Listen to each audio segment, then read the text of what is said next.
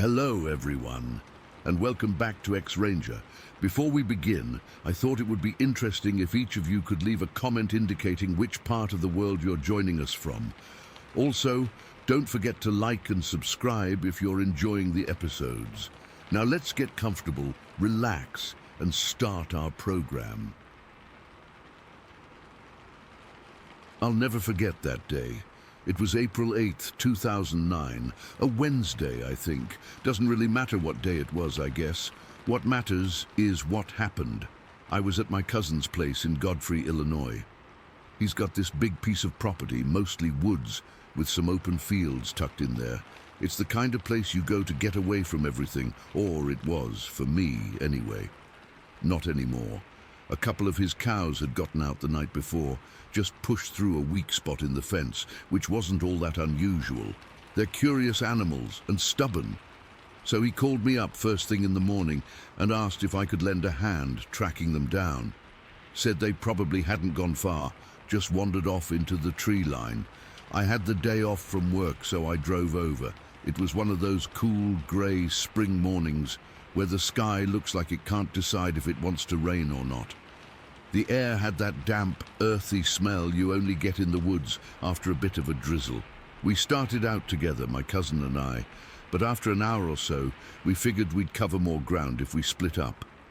He took the northern section of the property, and I headed south, towards a deeper, more overgrown area that dipped down into a valley. I didn't mind. I've always been comfortable in the woods.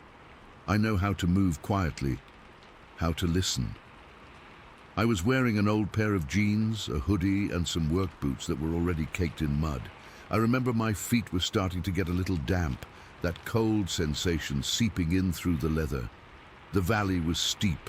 The ground was a mess of wet leaves and slick exposed tree roots.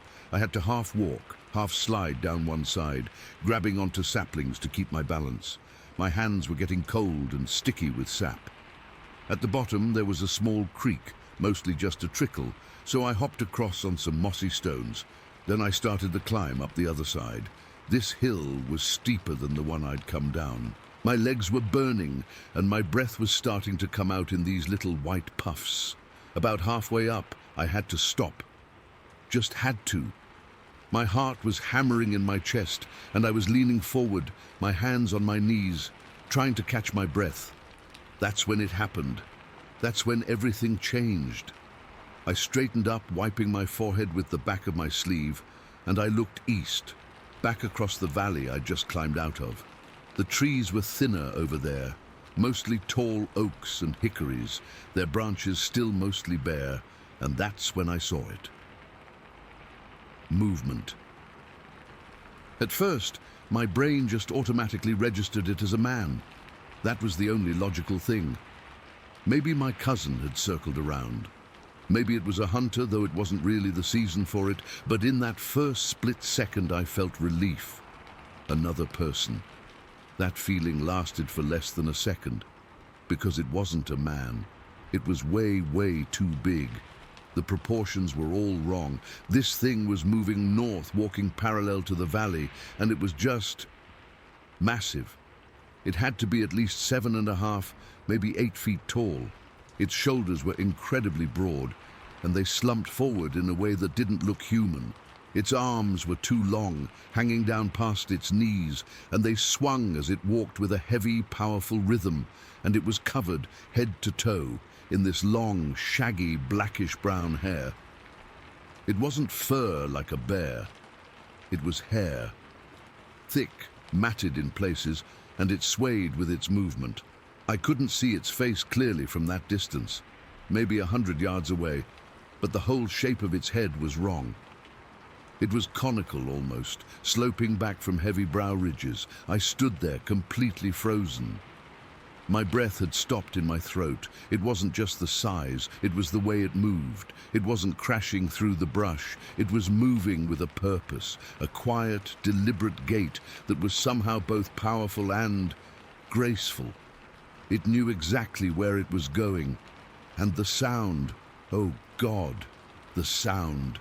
It wasn't loud, but in the quiet of the woods it was unmistakable.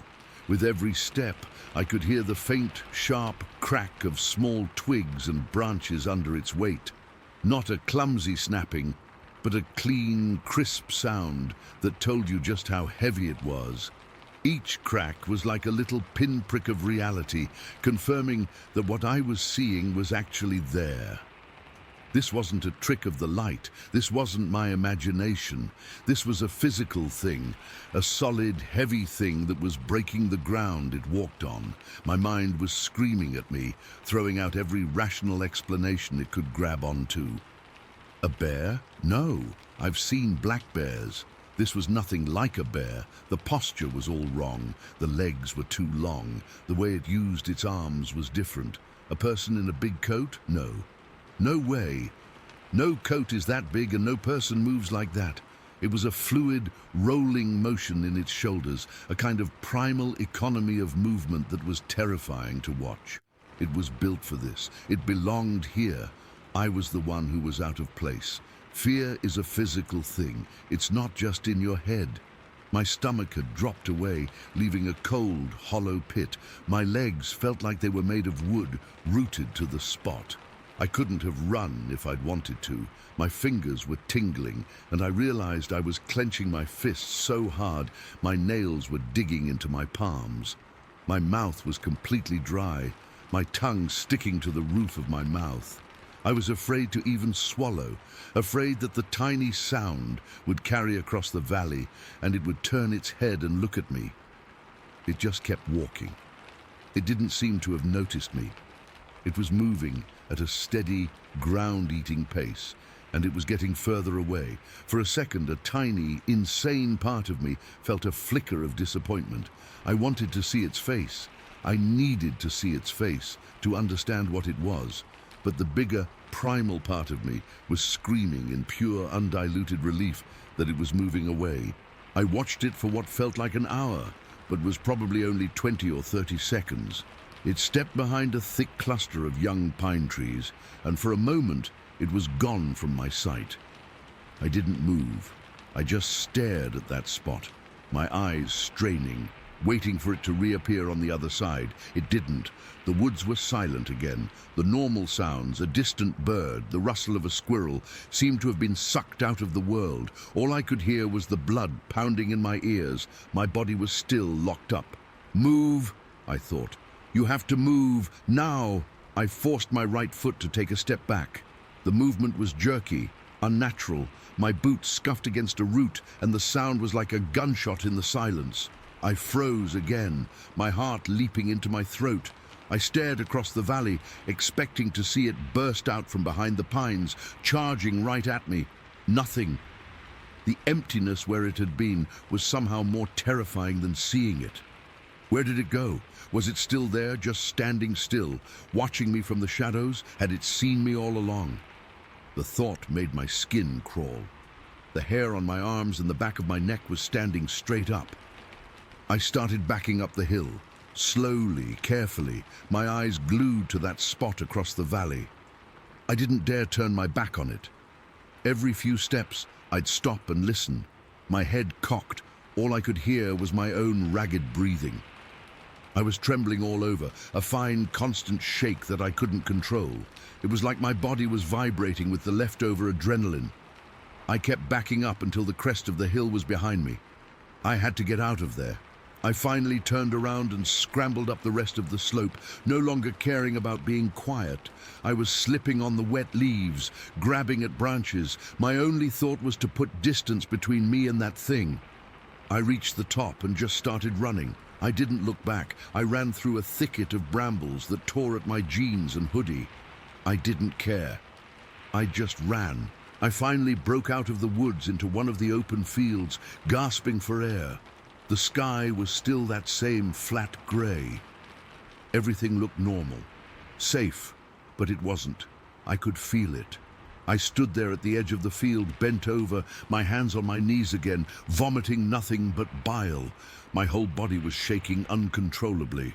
It took me another 10 minutes to get my bearings and find my way back to my cousin's house. He was already there, leaning against his truck. He'd found the cows and herded them back into the pasture. "Hey, where'd you disappear to?" he asked, grinning. Get lost. I just looked at him. My face must have been pale as a ghost. I was still breathing hard, covered in mud and scratches. You okay? He said, his smile fading. You look like you've seen a ghost. I opened my mouth to tell him. I wanted to tell him. I wanted to pour it all out, to have someone else share the weight of what I'd just seen. The words were right there. I saw something in the woods, something big, something that wasn't human. But I couldn't. The words wouldn't come out. They felt too crazy.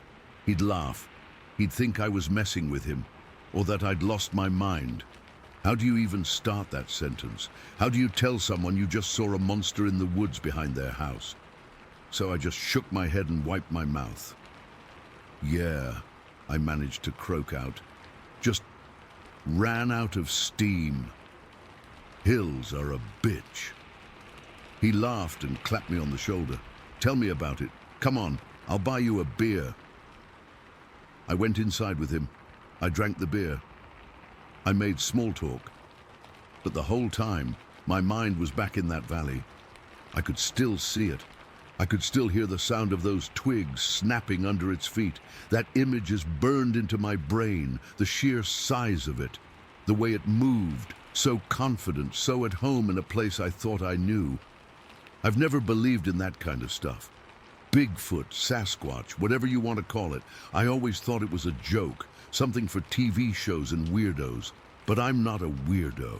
I'm a normal guy, I work a normal job, I pay my taxes, and I know what I saw that day. It was real, it was physical, it was alive. That was over a decade ago. I still go out into the woods sometimes, but never alone, and never ever back to my cousin's property in Godfrey. I made up excuses for years about why I couldn't come over to help him with stuff. He probably thinks I'm just lazy. I've never told anyone this story until now. Not my wife. Not my best friend, nobody, because how do you say it? How do you explain something that has no explanation? I'd take a lie detector test in a heartbeat. I'd swear on a stack of Bibles. I know what I saw. And sometimes, late at night, when the house is quiet and the wind is blowing through the trees outside, I remember the way it moved, and I get chills all over again. It was just there, and then it was gone. And I've never been able to make sense of it. Not then, not now. Story 2. It was one of those sticky Indiana summer days where the air feels like a wet blanket the second you step outside. I was 8 years old. The summer of '75. My family lived in this old farmhouse on the edge of what felt like nowhere, surrounded on 3 sides by woods so thick you couldn't see 10 feet into them. I knew those woods, or at least I thought I did. I'd played in the first few yards of them my whole life, building forts and chasing after lightning bugs. That particular day, my mom had sent me out to pick blackberries. We had these bushes that grew wild along the edge of the tree line, a tangled mess of thorns and sweet fruit. She'd given me an old metal bucket, the kind with a wire handle that pinched your fingers, and told me not to come back until it was at least half full. It was a chore, but I didn't mind it. I liked the quiet, and I liked being able to eat as many as I picked, so I went out there, probably around 2 in the afternoon. The sun was high and hot, and the only sounds were the buzz of insects and the rustle of leaves when a breeze managed to push through. I remember the smell, that thick, green smell of growing things, mixed with the dusty scent of the gravel driveway. I started working my way along the bushes, being careful of the thorns that could rip your skin open if you weren't paying attention. My hands were already stained purple, and I had that sticky, prickly feeling all over my arms. I was focused on a particularly juicy-looking cluster, my fingers carefully working around the thorns, when the woods went quiet. It wasn't a gradual thing. It was like someone flipped a switch. The buzzing just stopped. The birds stopped chirping. There was nothing, just the sound of my own breathing and the blood pounding in my ears. I froze, my hand still outstretched. That was the first thing that felt wrong. You grow up in the country, You learn that when the woods go silent, it means something's in there, something big. I remember my heart starting to thump a little harder against my ribs. I stood up straight, peering into the wall of green and shadow. At first I didn't see anything, just trees and more trees, ferns, fallen logs. My eyes scanned back and forth, trying to find a shape, a movement, anything. And then I saw it. Maybe 30, 40 feet back, standing between two big oak trees, was this thing.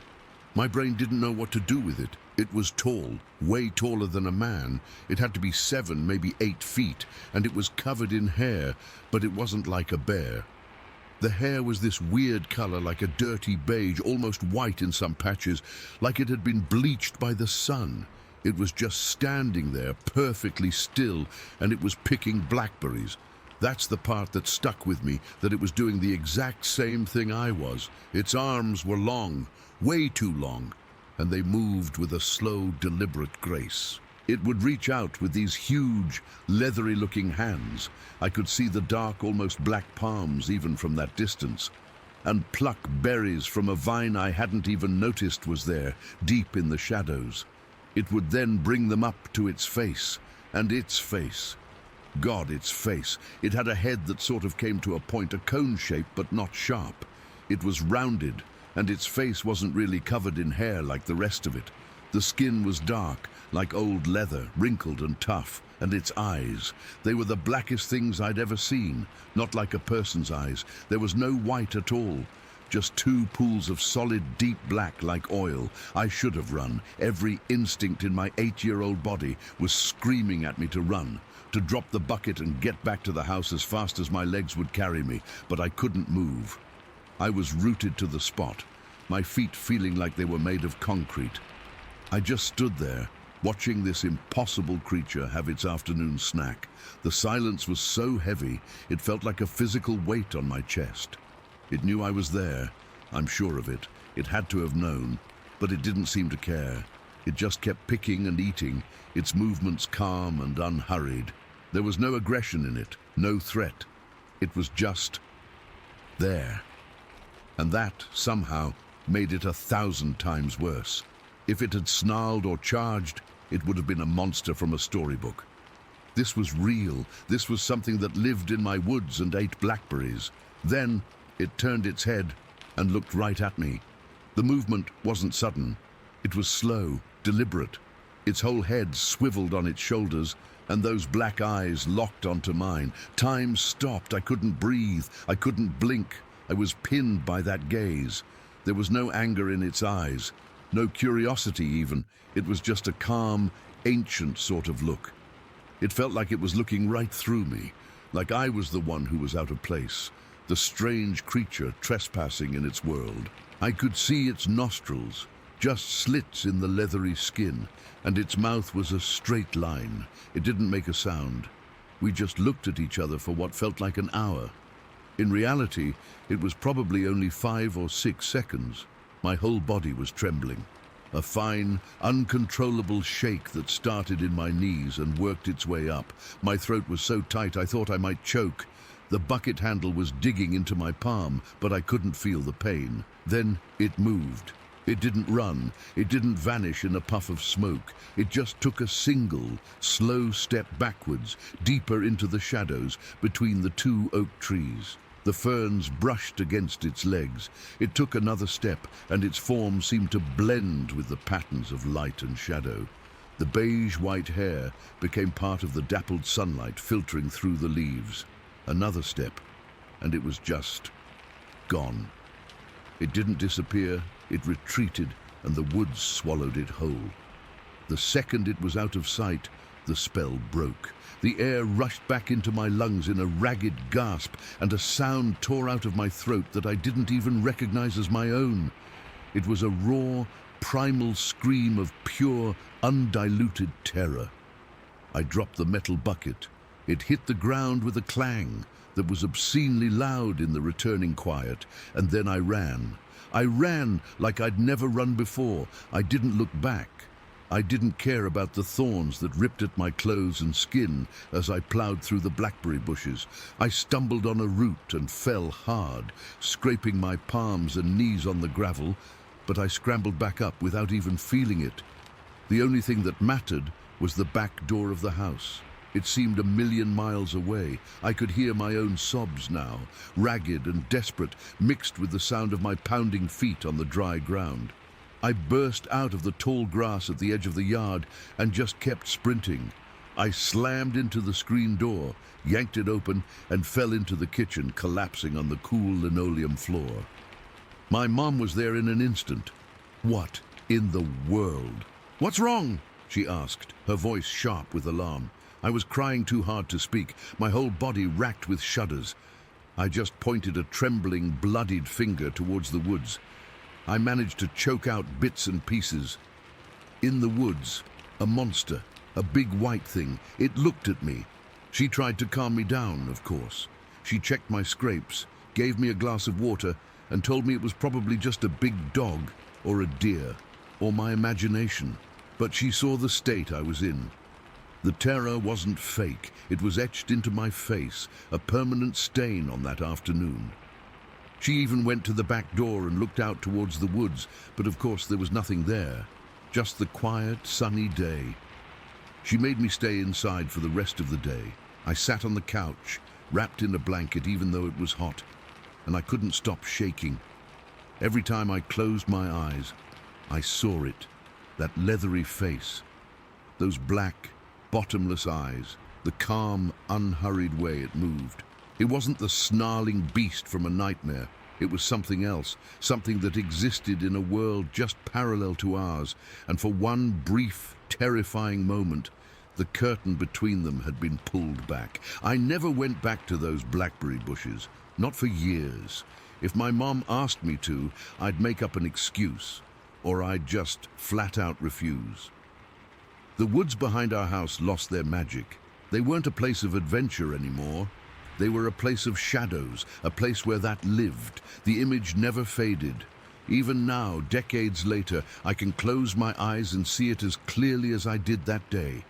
The way the light hit its beige-white hair, the precise movement of its leathery hand plucking a blackberry, the absolute unnerving calm in its dark eyes as it looked at me, a scared little kid with a metal bucket, before it simply stepped back into its world and left me alone in mine, forever changed. I never saw it again. But I know with a certainty that still chills my blood that it was there. And a part of me has always wondered if sometimes it still is. Story 3, Ashasi. It was November of 2008, and I was part of a 6-man logging crew working a remote ridge in the Coast Range of Western Oregon, not too far from McMinnville. The timber company had us set up in this old rustic cabin they supplied, a real bare-bones place with a wood stove, some bunks, and not much else. It was our base for cutting and hauling trees from an area near an old logging spur that hadn't been touched in decades. The work was hard, the days were short and wet, and by the time you got back to the cabin, you were so tired you could sleep through anything, or at least I thought I could. The first 2 nights were quiet. Just the normal sounds of the forest at night, which is never really quiet if you listen. You hear the wind, the creak of trees, sometimes an owl or something moving around in the brush. It's all background noise. You get used to it. But on the 3rd night, everything changed. I woke up because the floor was shaking. Not a lot, just a slight vibration, like when a big truck drives by a house. But we were miles from the nearest paved road. It was pitch black inside the cabin, the kind of dark where you can't see your own hand in front of your face.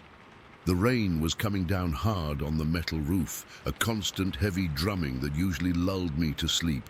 But underneath that, I could hear it. Slow, heavy footsteps. Thump, pause, thump, pause, thump. They were circling the cabin. I lay there in my bunk, frozen, just listening. My heart was hammering against my ribs so hard, I thought the guys in the other bunks might hear it. The footsteps weren't random. They had a rhythm, a slow, deliberate pace. Whatever it was big. Each step sent that little shiver through the floorboards, up through the legs of my bunk. I could feel it in my bones. I held my breath, trying to listen past the rain. I could hear the squelch of mud with every step, a wet, heavy sound. After maybe 5 minutes of this, one of the other guys, the one in the bunk below me, whispered into the darkness, "You hear that?" A collective, tense murmur went through the cabin. Everyone was awake, everyone was listening. We laid there for what felt like an hour, just listening to this thing walk a slow circle around our home. None of us moved. None of us spoke again. What was there to say? Finally, the footsteps just stopped. They didn't fade away, they just ceased. The only sound was the rain. The next morning, we all got up quiet. No one really talked about it over coffee. It was one of those things you don't want to give too much power to. We went outside to look around. The rain had been relentless all night, a real Oregon downpour. The ground was a soupy mess of mud and pine needles. Any tracks that might have been there were completely washed away. We all just kind of shrugged and agreed it must have been a bear, a big one, a really, really big one. It was the only thing that made sense. We had to believe that because the alternative was just not something you think about when you're miles deep in the woods with a job to do. The work that day felt different, though. The forest seemed thicker, darker. Every snap of a branch made me jump. We finished early because the weather was getting worse again, the sky turning a bruised purple. We got back to the cabin, got the wood stove roaring, and tried to act normal. But the air was thick with something unspoken. We were all on edge. It was just getting dark, maybe 5 in the evening when it started again. It wasn't footsteps this time. It was a single violent thump against the wall of the cabin, right near the door. The whole structure shuddered. A coffee mug rattled off the table and shattered on the floor. We all shot up from our seats. For a second there was silence, then another impact, this one lower, a hard, solid hit that made the logs groan. We crowded towards the middle of the single room, all 6 of us, a tight knot of fear. The guy who was our foreman, a tough old logger in his 50s, grabbed his rifle from where it leaned by his bunk. "Hey!" he yelled at the wall. "Get out of here!" The response was immediate. Something slammed into the door. Not a knock, a full-bodied impact. The heavy wooden door, which was cross-braced, splintered around the frame. I saw the wood bulge inward. The iron latch screamed like it was being bent. Another hit, and a long crack appeared in one of the wall planks near the window. I stumbled towards the window, my hands shaking so bad I could barely pull the dusty curtain aside. The visibility was terrible. The rain was sheeting down now, and the fog had rolled in, turning the world outside into a grey, swirling mess. But I saw it, just for a second, a dark shape moving past the window. It was tall, so damn tall. It wasn't a bear walking on all fours. This was upright. It moved with a powerful, fluid gait, and then it was gone, swallowed by the fog and the trees. "There's something out there," I choked out, my voice tight. Before anyone could respond, the assault on the cabin intensified. It wasn't just one thing anymore. The hits were coming from different sides now. Bam! On the back wall. Crash! On the side with the tool shed. The whole cabin was rocking. Dust and bits of dried moss rained down from the roof. It felt like we were inside a drum, and a giant was beating on it. We could hear deep, guttural breaths out there, a huffing sound that cut through the noise of the storm. And the smell. Oh, God. The smell started to seep in through the cracks in the walls. It was a thick, heavy stench, like wet dog fur that's been left to rot, mixed with something else, something foul and decayed. It made my eyes water and my stomach turn. This was the moment the real terror set in. This wasn't a curious bear. This was an attack. We huddled together in the middle of the room, as far from the walls as we could get. The foreman fired a shot through the small, high window near the roof. The crack of the rifle was deafening in the small space. The sound echoed and then faded. For a heartbeat, everything stopped. Then all hell broke loose. The silence was shattered by a roar. It wasn't an animal sound I'd ever heard. It was deeper than a bear, more guttural, and it was so loud it felt like a physical pressure in my ears, vibrating in my chest. It was joined a second later by another identical roar from the opposite side of the cabin. There were two of them. They started circling again. But this time it was a coordinated, aggressive patrol. Their footsteps were faster, heavier. Thump, thump, thump. The floor was shaking constantly now. They were pounding on the walls with what sounded like open hands, huge slapping impacts that made the logs shiver. We could hear the wood straining, cracking. I was convinced the roof was going to come down on us. We were all crouched down, hands over our heads, just waiting for the whole structure to give way.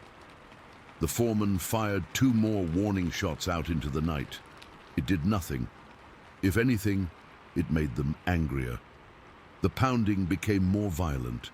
We heard a tremendous crash from outside, the sound of splintering wood and twisting metal. The tool shed. They were tearing the tool shed apart. We could hear our chainsaws and fuel cans being thrown around, smashing against trees. We were trapped. There was no way we were going out that door. All we could do was sit there and take it. The fear was a cold, solid lump in my gut. I was shaking uncontrollably. I remember looking at the faces of the other guys in the flickering light from the wood stove. They were pale, eyes wide with a pure, primal terror. We weren't loggers in that moment. We were just prey, huddled in a flimsy shelter that was coming apart around us. The noise went on for hours. The roaring, the pounding, the sound of things being destroyed outside. The smell was overwhelming, clinging to the inside of my nose and the back of my throat. I could taste it. Time lost all meaning. It was just one long, continuous stretch of fear and noise. We didn't speak. There was nothing to say. We just waited, each of us alone with our terror, listening to these things try to tear our world down. And then, as suddenly as it began, it stopped. The last pounding impact echoed away, and there was nothing. No footsteps, no roaring, just the steady, gentle patter of rain on the roof. The silence was somehow more terrifying than the noise had been. We stayed where we were, frozen, for a long time. None of us moved. None of us trusted it. Slowly, the black outside the windows began to turn to a deep, dark blue. Dawn was coming. The foreman was the first one to move, creeping towards the window and peering out through the cracked glass. "I don't see anything," he whispered. We waited until the sun was fully up, until the cabin was filled with a grey, watery light. The foreman, with his rifle held ready, slowly unlatched the busted door. It groaned open, sagging on its twisted hinges. The scene outside was one of total destruction. The ground around the cabin was torn up, a churned-up mess of mud and deep, massive footprints. The tool shed was a pile of wreckage. Our equipment was scattered everywhere. Some of it bent and broken, some of it just gone. But it was the footprints that made the blood drain from my face. They were everywhere, circling the cabin, leading to and from the trees. They were human-like, but not human. They were huge. I knelt down next to one that was perfectly preserved in a patch of mud that had been sheltered by the cabin's eaves. I put my boot next to it. My size 11 boot looked like a child's toy. This print was easily 17, maybe 18 inches long. The toes were broad, and you could see the impression of a distinct arch. It wasn't a bear track. It wasn't anything I'd ever seen. We all just stood there looking at the evidence. No one said a word. There was no more talk of bears. We knew, with a cold, certain dread, exactly what had been out there. We'd heard the stories, the legends. We'd called them Sasquatches, Bigfoot, a joke you tell around a campfire.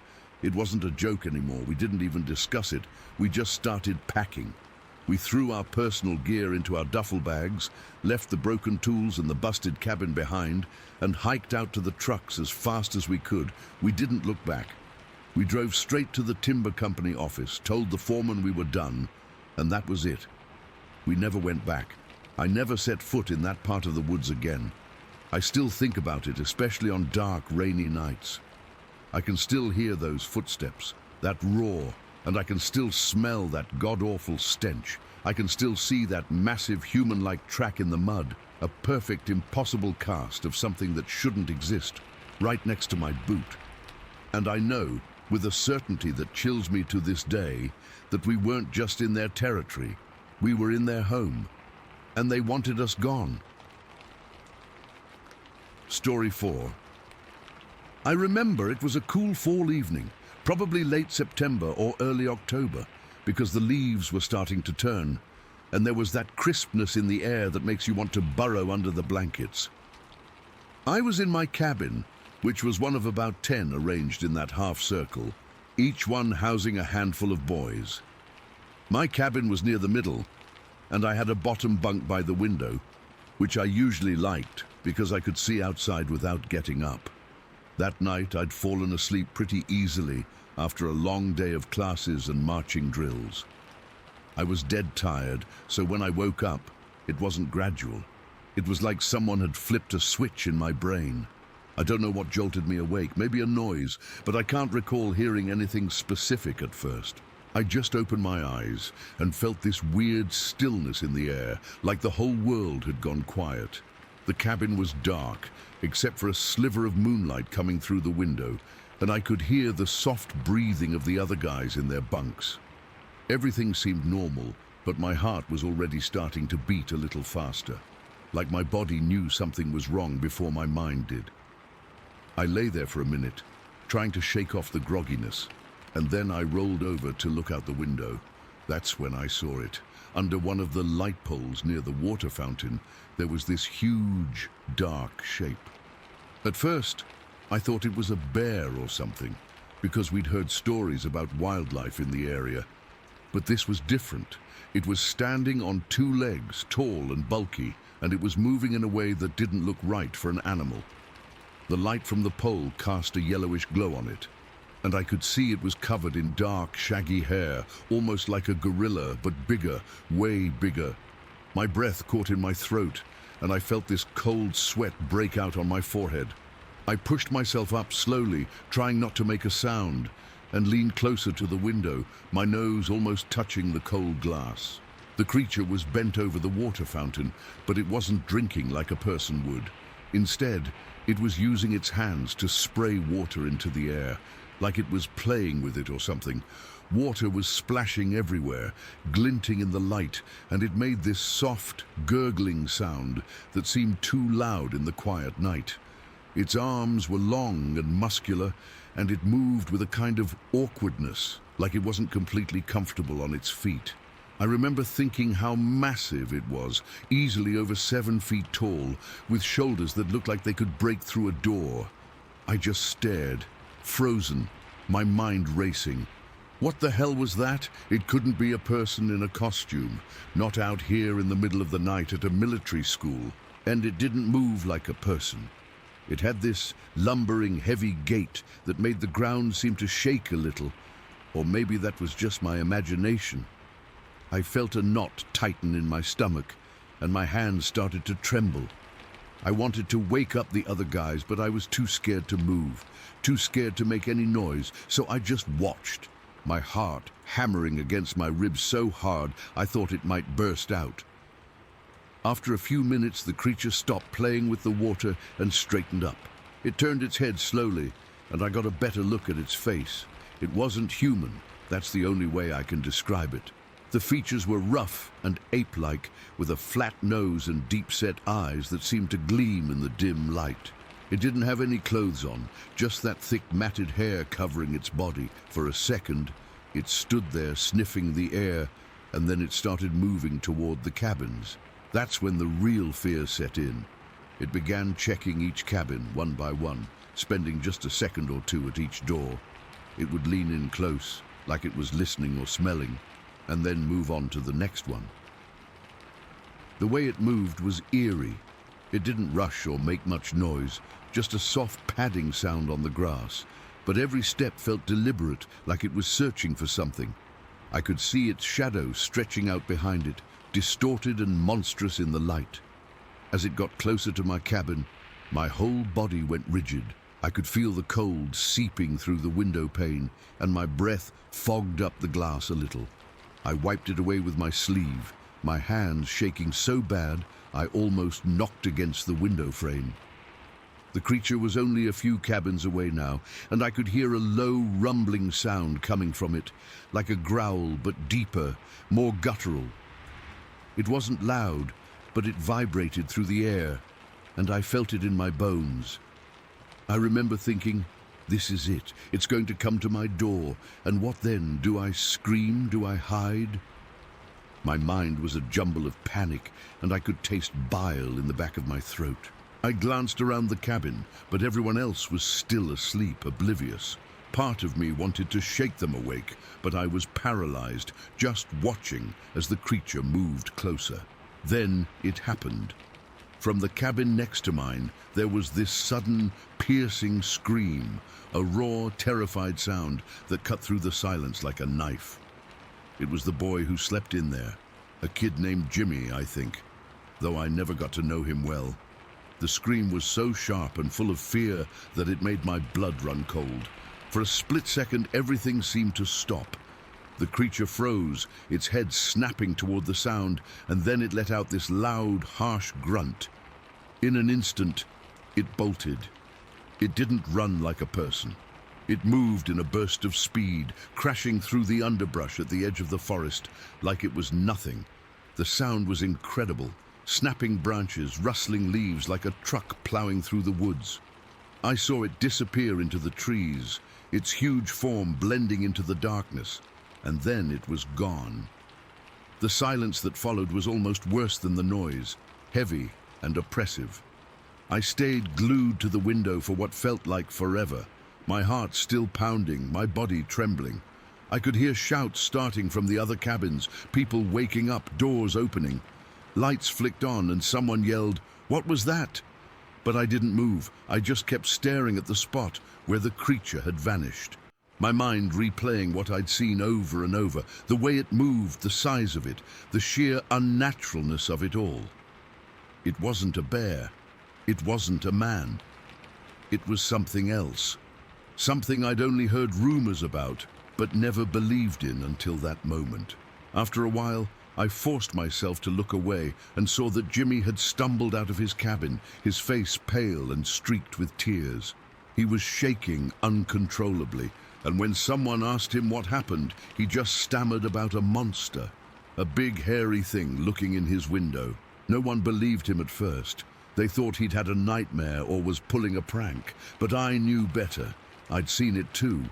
I didn't say anything that night. I stayed in my bunk, pretending to be asleep when the dorm monitor came around to check on us. My whole body felt numb, and I couldn't stop shivering even under the blankets. Every time I closed my eyes, I saw that creature's face, its eyes, the way it sprayed water into the air. It was burned into my memory, vivid and terrifying. The next few days were a blur. Jimmy was so shaken up that he barely spoke, and his parents came to get him a couple of days later. He never came back to the academy. I thought about telling someone what I saw, but I was afraid they'd laugh at me or worse, think I was crazy. So I kept it to myself, locked away in the back of my mind, but it never really left me. Even now, all these years later, I can still feel that cold fear, that sense of something ancient and unknown lurking just out of sight. I never saw anything like it again, and I've spent a lot of time wondering what it was. Bigfoot, Sasquatch, whatever you want to call it. I don't know. But I know what I saw, and it was real. Sharing this now, I hope it helps someone else who's had a similar experience feel less alone. Because that night, under that light pole, I saw something that shouldn't exist, and it's haunted me ever since. Story 5. Okay, so I've been sitting on this for a while, but I need to get it out. I've never posted anything like this before, but I found this place and figured if anyone would get it, it's you guys. This happened back in August of 2012, and I still get chills thinking about it. I was part of a 6-man fire crew with the US Forest Service stationed in this super remote spot in the Clearwater National Forest near Pierce, Idaho. Our job was to monitor lightning-caused fires, just keeping an eye on things, making sure nothing got out of hand. We'd been out there for a couple of weeks, and honestly, it was pretty routine. Beautiful area, but isolated as hell. No cell service, just radios and each other for company. That night, everything changed. It was a Tuesday, I think, but days kind of blur together when you're in the backcountry. We'd set up camp in a small clearing, with tents spaced out and a central area for our gear and food cache. The food was stored in heavy-duty bins and coolers, tied down and covered with a tarp to keep animals out. We'd had issues with raccoons and bears before, so we were careful. But this was nothing like a bear. I'm a light sleeper, always have been. Around 1 in the morning, I woke up to this rustling sound. At first I thought it was just the wind, or maybe a small animal nosing around, but it got louder. Like something big was shuffling through our supplies. I lay there for a minute, listening, my heart starting to pick up pace. The air was cold, and I could see my breath in the dim light from the embers of our fire. I slowly unzipped my sleeping bag and peered out of my tent. What I saw made my blood run cold. There was this massive figure crouched by the food cache. I mean, huge. It was over 8 feet tall when it stood up later, but right then it was bent over, rummaging through the bins. It was dark, but the moon was out, casting enough light to see its shape. It wasn't a bear. Bears don't stand upright like that for long, and this thing was built like a person, but way bigger. Broad shoulders, long arms, and it moved with this eerie grace, like it knew exactly what it was doing. I froze, just staring. My mind was racing, trying to make sense of it. Was it a person? But who the hell would be out here at this hour? And it was too big, too. Primal. It grabbed one of the heavy coolers, the one we use for perishables, filled with meat and cheese, and lifted it like it was nothing. I mean, that cooler weighed a good 50 pounds when full, and this thing hoisted it with one hand. The lid popped off, and food spilled everywhere. Then it stood up, and I swear, my heart just dropped. It was towering, silhouetted against the trees, and it started gathering up armfuls of food, mostly high-calorie stuff like energy bars, nuts, and some of the meat packets. I must have made a noise or something because one of the guys in the tent next to mine stirred. I whispered his name, but he was already waking up. The creature didn't seem to notice us. It just turned and started walking uphill, toward the tree line. It moved quietly, almost silently, which was creepy as hell because it was so big. I fumbled for my flashlight, my hands shaking, and finally got it on. By then, a couple of the other guys were awake, asking what was going on in hushed voices. I shined the light toward where the creature had been, and we caught a glimpse of it just as it reached the trees. It was broad-shouldered, with this thick, dark hair covering its body, and it walked on 2 legs without any hesitation. It vanished into the darkness, but for a second, the light caught its form, and we all saw it. No one said anything for a moment. We were just staring, trying to process what we'd seen. Then the fear really set in. We all scrambled out of our tents, grabbing more lights and checking the area. The food cache was destroyed, I mean totally wrecked. Bins were ripped open, not just knocked over, but torn apart, like something with serious strength had yanked them open. A 5-gallon water jug was missing, and there were scraps of packaging everywhere. The ground was muddy from a recent rain, and we could see these huge footprints leading away from the camp. They were deep, like whatever made them was heavy, and they were shaped like a human foot, but way bigger, like size 18 or something insane. We stood there, huddled together, shining our lights into the forest. The woods were dead silent except for the usual night sounds, but then we heard it, deep, guttural grunts coming from up the hill.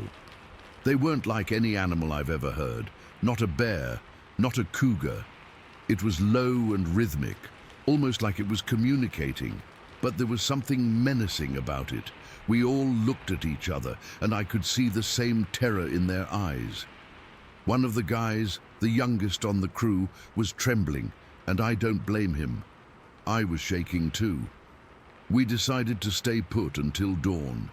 No way were we going after that thing in the dark. We gathered what was left of our supplies, mostly stuff it hadn't taken, like some canned goods and dry pasta, and barricaded ourselves in the central tent area. We kept the lights on and took turns keeping watch. I didn't sleep a wink. Every little noise made me jump. The grunts kept up for a while, then faded, but the silence was almost worse. My mind kept replaying the image of that thing standing there, so calm and deliberate. It wasn't some random animal. It seemed intelligent, like it knew what it wanted and how to get it. As soon as the sky started to lighten, we felt a bit braver, but not much. We packed up what we could and decided to follow the tracks, mostly because we needed to know what we were dealing with. The footprints led up a steep incline through dense underbrush. The ground was soft, so the trail was easy to follow. Big, deep impressions that spaced out like it was taking long strides. After about half an hour of hiking, we came to a creek. That's when we saw it again. It was on the other side of the creek, maybe 50 yards away, standing in a patch of early morning sun. It was holding one of our stolen containers, a plastic bin we used for dry goods, and it was just watching us. It didn't move, just stood there, and I could see its eyes. They were dark, but there was an intensity to them that made my skin crawl. It was still huge, covered in that dark hair, and it looked even bigger in the daylight. Then, without any hurry, it turned and walked into the trees, disappearing again. We crossed the creek, our boots soaking wet, and followed where it had gone. The trail led to a small clearing, and what we found there made my stomach churn. The ground was trampled, like something had been pacing or standing there for a while. There were torn wrappers everywhere, energy bar wrappers, plastic from the meat packets, all scattered around. And the smell. It was musky, like wet dog mixed with something earthy, but stronger. It clung to the air, and I could taste it in the back of my throat. We also found the missing water jug, crushed and empty, like it had been squeezed until it popped. That's when it hit me. This thing had taken only the high-calorie items. It left the canned beans and the rice, but took the nuts, the chocolate, the meat. It knew what would give it the most energy, and the way it had carried multiple items at once. It was planning, thinking. We radioed for help as soon as we got back to camp, our voices shaky as we explained what happened. The dispatcher sounded skeptical at first, but when we described the footprints and the selective theft, they sent a team out. By the time help arrived, we'd packed up and were ready to get the hell out of there. The Forest Service guys took casts of the footprints and documented the scene, but they didn't have any answers. We gave our statements, and I could tell they were freaked out too. One of them muttered something about Bigfoot sightings in the area, but no one wanted to say it out loud. We were pulled from duty for a couple of days, debriefed, and then sent back to our regular posts, but I've never been the same. Every time I'm in the woods now, I'm on edge, listening for those grunts or that rustling sound. What gets me is how deliberate it all was, like it knew we were there and it wasn't afraid. It just came in, took what it wanted and left. I can't explain it, and I don't think I ever will. All I know is that we weren't alone out there, and whatever it wasn't human. Story 6. Okay, so I've been sitting on this for a while, but I need to get it out there. Maybe typing it will help make sense of it, or maybe someone else has heard something similar. This happened on July 24th last year. We were camping near Lake Lern, in the Fourth Lake area. You know, that spot everyone says is peaceful and untouched. We'd been there before, my wife and I, with friends and family, but this time was different. There were 7 of us in one big tent. Me, my wife, our infant son who was just a few months old, and 4 teenagers, my niece and nephew and 2 of their friends. We'd set up camp earlier that day around late afternoon, and everything felt normal. The air was cool, the lake was calm, and we'd built a fire, cooked some hot dogs, and just hung out laughing and telling stories. The kids were on their phones a bit, but we'd mostly unplugged, which was the point. I remember lying in the tent that night, trying to fall asleep. It was one of those warm summer nights where the air feels thick and you can hear every little noise from the forest. Crickets, the occasional owl, the rustle of leaves. It was all background music. My wife was next to me, our son curled up between us in a little sleeping bag, and the teenagers were spread out on the other side, already dozing off. I'd just drifted into that half-asleep state when I heard it. The time was around 1:30 in the morning. I'd checked my phone because the glow lit up the tent for a second. At first, it was just a rustle, like something big moving through the brush. Not a deer or a raccoon. Those sounds I'm used to. This was heavier, slower, like whatever it was didn't care about being quiet. I held my breath, listening. Then came the crack, a branch snapping, loud and sharp, like it was right outside the tent. My heart started pounding right away. I felt that cold sweat prickling on my skin, and I could hear my wife stir next to me. She whispered, "What was that?" But I just shook my head, even though it was dark and she probably couldn't see me. Then the vocalizations started. Hoot, whoop, hoot, whoop. It was unlike anything I've ever heard. Not an owl, not a coyote, nothing from around here. It was deep and guttural, but with this weird melodic quality, like it was calling out on purpose.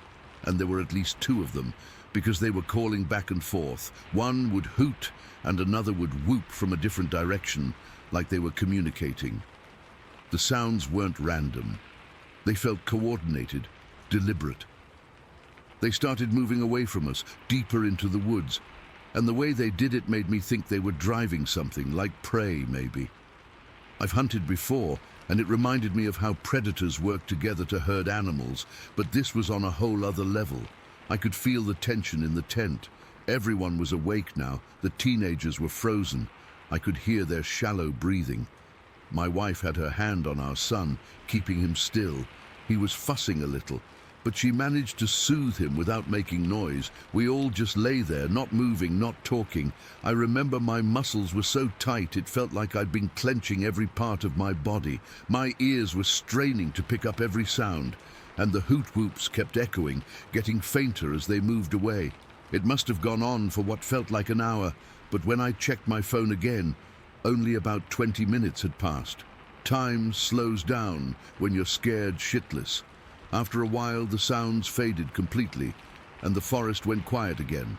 Too quiet. No crickets, no owls, just this heavy silence. We stayed like that for what felt like forever, barely breathing. I could hear my heart thumping in my chest, and I kept thinking, is it over? But part of me knew it wasn't. My wife whispered, "Should we leave?" But I shook my head. It was the middle of the night, pitch black outside, and we were hours from the nearest town. Packing up in the dark with 7 people, including a baby, seemed impossible. So we waited.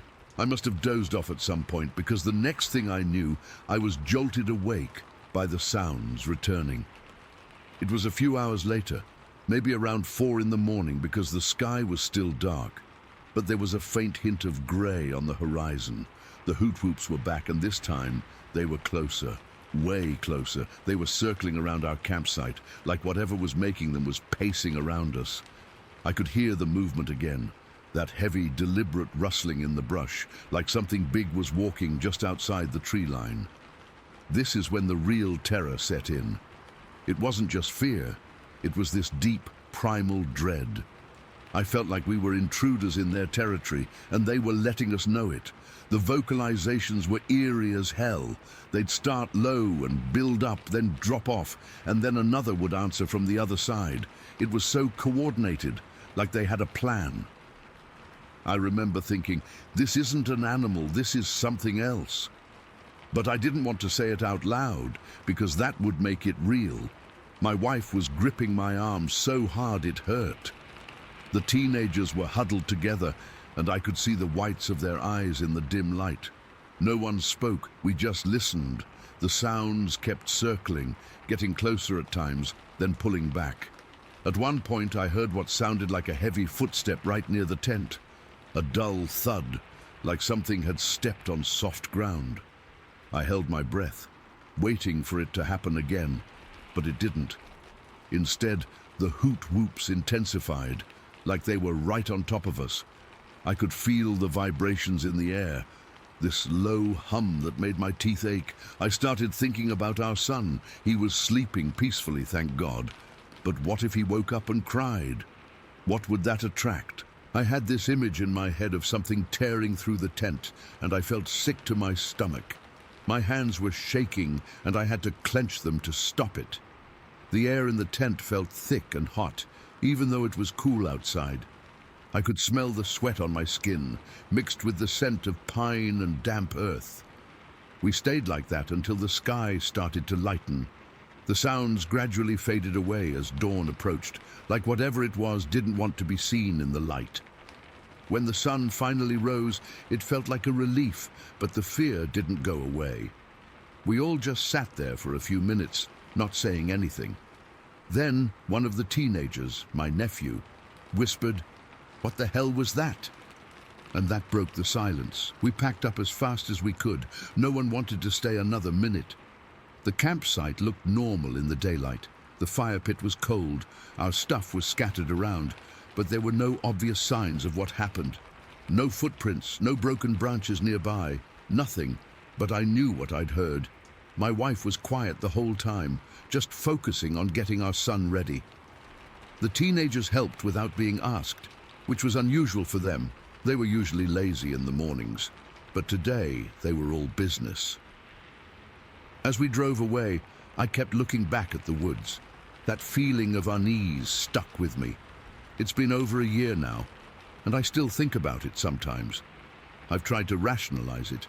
Maybe it was bears or some rare bird, but nothing fits. Bears don't make sounds like that, and birds don't coordinate like that. I've listened to every animal call I can find online, and nothing comes close. Those hoot whoops were unique, and the way they moved, it was like they were intelligent, like they knew what they were doing. We've never gone back to that spot. My wife doesn't even like talking about it. The teenagers still get quiet if someone brings up camping. For me, the worst part isn't the sounds themselves. It's the feeling that we were being watched, studied almost. Like we'd stumbled into a place we weren't supposed to be, and whatever lives there made sure we knew it. I can't explain it, and I probably never will. All I know is that night changed how I see the woods. Now when I hear a noise in the dark, my heart jumps, and I remember those coordinated calls in the blackness and how small and helpless we felt. Story 7. It was a Thursday night, I think, because I remember I'd just finished a late shift at the auto shop where I worked. I was tired. My back was aching from leaning over engines all day, and all I wanted was to get home, grab a beer, and crash on the couch. The clock in my geo tracker was broken, so I'm not sure of the exact time, but it had to be past 11, maybe closer to midnight. The roads were quiet, which is normal for that area, semi-rural, with patches of woods and fields between houses. I was on one of those back roads, the kind that's paved but narrow, with ditches on either side and no streetlights. The moon was out, but it was kind of hazy, so everything had this dull, grayish glow. I was driving slow, not in any hurry, just cruising along with the window down a crack because the air felt cool and fresh after being inside all day. I had the radio on low, some classic rock station playing, but I wasn't really listening. My mind was wandering, thinking about bills and what I needed to do over the weekend. The headlights on my tracker weren't the greatest. They'd been flickering on and off for weeks, and I kept meaning to fix them. But you know how it is. So the road ahead was lit up in these uneven patches, with shadows dancing around every time I hit a bump. That's when I saw it. Up ahead, on the right side of the road, there was a cluster of trash cans knocked over near a driveway. At first, I thought it was just a dog, or maybe a raccoon. We get a lot of those around here, and they're always getting into garbage. But as I got closer, maybe 50 feet away, my headlights caught something bigger. It was low to the ground, hunched over, and it was moving in a way that didn't look right. Not like an animal I'd seen before. It was sort of shuffling through the trash, and it was big, like the size of a bear, but darker and hairier. My heart did this little jump, and I eased off the gas a bit, just watching. I remember my hands tightening on the steering wheel, the plastic feeling cold and slick under my palms. I leaned forward, squinting, trying to make it out. The headlights were shaky because the road was rough, but I could see it clearly now. It had this thick, matted, dark hair all over, almost black, and it was rummaging through a ripped-open bag, its movements kind of deliberate, like it knew what it was doing. I thought, okay, maybe it's a bear. We don't get many around here, but it's not impossible. But then, as I got even closer, maybe 20 feet away, it stopped what it was doing and turned its head toward me. That's when things got weird. It didn't bolt or anything like most animals would. It just slowly straightened up. And I mean slowly, like it was unfolding itself. It went from being crouched down to standing up in one smooth motion, and holy shit, it was huge. I'm not exaggerating. It had to be 9 feet tall, maybe more. My Geo Tracker is a small SUV, and this thing towered over it. Its chest was level with my window, and I was sitting up in the driver's seat. For a second, I just froze, my foot hovering over the brake. But I didn't press it. I was too stunned. Its face... God, I'll never forget that face. It was ape-like, but not like any ape I've seen in pictures. It had these deep-set eyes that seemed to gleam in the headlights, and its mouth was partly open, showing teeth that were big and yellowish. Not snarling, just there like it was curious or something. The hair on its face was shorter, and I could see the skin underneath, which was dark and wrinkled. It didn't make a sound, no growl or anything, but the air felt heavy, like right before a storm. I could hear my own breathing, ragged and loud, and the radio was still playing some old song, but it felt like it was coming from another room. My heart was pounding so hard I could feel it in my throat, and my hands started to shake. I remember thinking, this can't be real, this has to be a dream or something, but it wasn't. I was wide awake, and this thing was right there, maybe 10 feet from my car now. I was driving slow enough that I had time to take it all in, and that's what messed with me later, how detailed it was. I could see the way its hair moved in the breeze, how its shoulders were broad and muscular, and how it just stood there staring at me. Not aggressive, but not friendly either. It was like it was assessing me, and I felt small, like a bug under a microscope. I don't know why I didn't stop or turn around. Instinct just took over, I guess. My foot slammed down on the gas, and the tracker lurched forward. The engine whined. It's not a powerful car, but I didn't care. I kept my eyes straight ahead, not daring to look back. I was terrified that if I glanced in the rearview mirror, I'd see it chasing me or something. So I just drove, faster than I should have on that road, my knuckles white on the wheel. The trees and fields blurred past, and I could hear the wind whistling through the open window, but it didn't cool me down because I was sweating all over, my shirt sticking to my back. After a minute or two, when I was sure I was far enough away, I risked a quick look in the mirror. Nothing. Just the empty road behind me, dark and quiet, but I didn't slow down. I kept driving until I got home, my hands still shaking so bad I had trouble turning the key in the door. Once I was inside, I locked everything and sat on the floor in my living room, just trying to catch my breath. My mind was racing, going over every detail. Why didn't I report it? Who would believe me? I'm just a mechanic, not some crazy person. But I knew if I told anyone, they'd think I was drunk or seeing things. That night I didn't sleep at all. Every little noise made me jump. The house creaking, a car passing by outside. I kept replaying it in my head. The way it stood up, how tall it was, that face. I've seen bears up close before, and this wasn't a bear. Bears don't stand that straight or have that kind of posture. And the teeth, I don't know. It was just wrong. Over the next few days, I started reading up on local stories, and that's when I found out about the Monroe monster sightings from the 60s. People back then reported seeing something similar, a big, hairy creature roaming around. I'd heard rumors growing up, but I never paid them much mind. Now, though, it all clicked. I wasn't the only one. It's been years since that night, and I still avoid that road if I can. Sometimes when I'm driving home late, I'll catch myself scanning the ditches, half expecting to see it again, but I never have. Part of me wonders if it was just a trick of the light or my tired mind, but I know what I saw. It was real, and it changed how I see the world. There are things out there we don't understand, and maybe that's what scares me the most. I never told the police or anyone official. What would I say? But every now and then when I'm alone, I think about it and I get this cold feeling in my gut, like something's still out there watching. Story 8. We were driving to my grandmother's house. My aunt lived there too. It was this long, straight road that cuts through nothing but pine forests and these big, open fields where people kept cattle. You know the type of road. 2 lanes, no streetlights, just your headlights, punching a hole in the dark. If you broke down out there, you were in for a long, cold walk. My mom was driving her old sedan, a blue thing that smelled like cigarettes and old coffee. I was in the passenger seat. My younger brother was in the back, asleep almost as soon as we left the city limits. The radio was on, playing some soft rock station, but it was fading in and out with static because we were so far out. The plan was simple. Drive for about an hour, get to Grandma's, stay the weekend. It was a routine trip. We'd done it 100 times. But this time was different.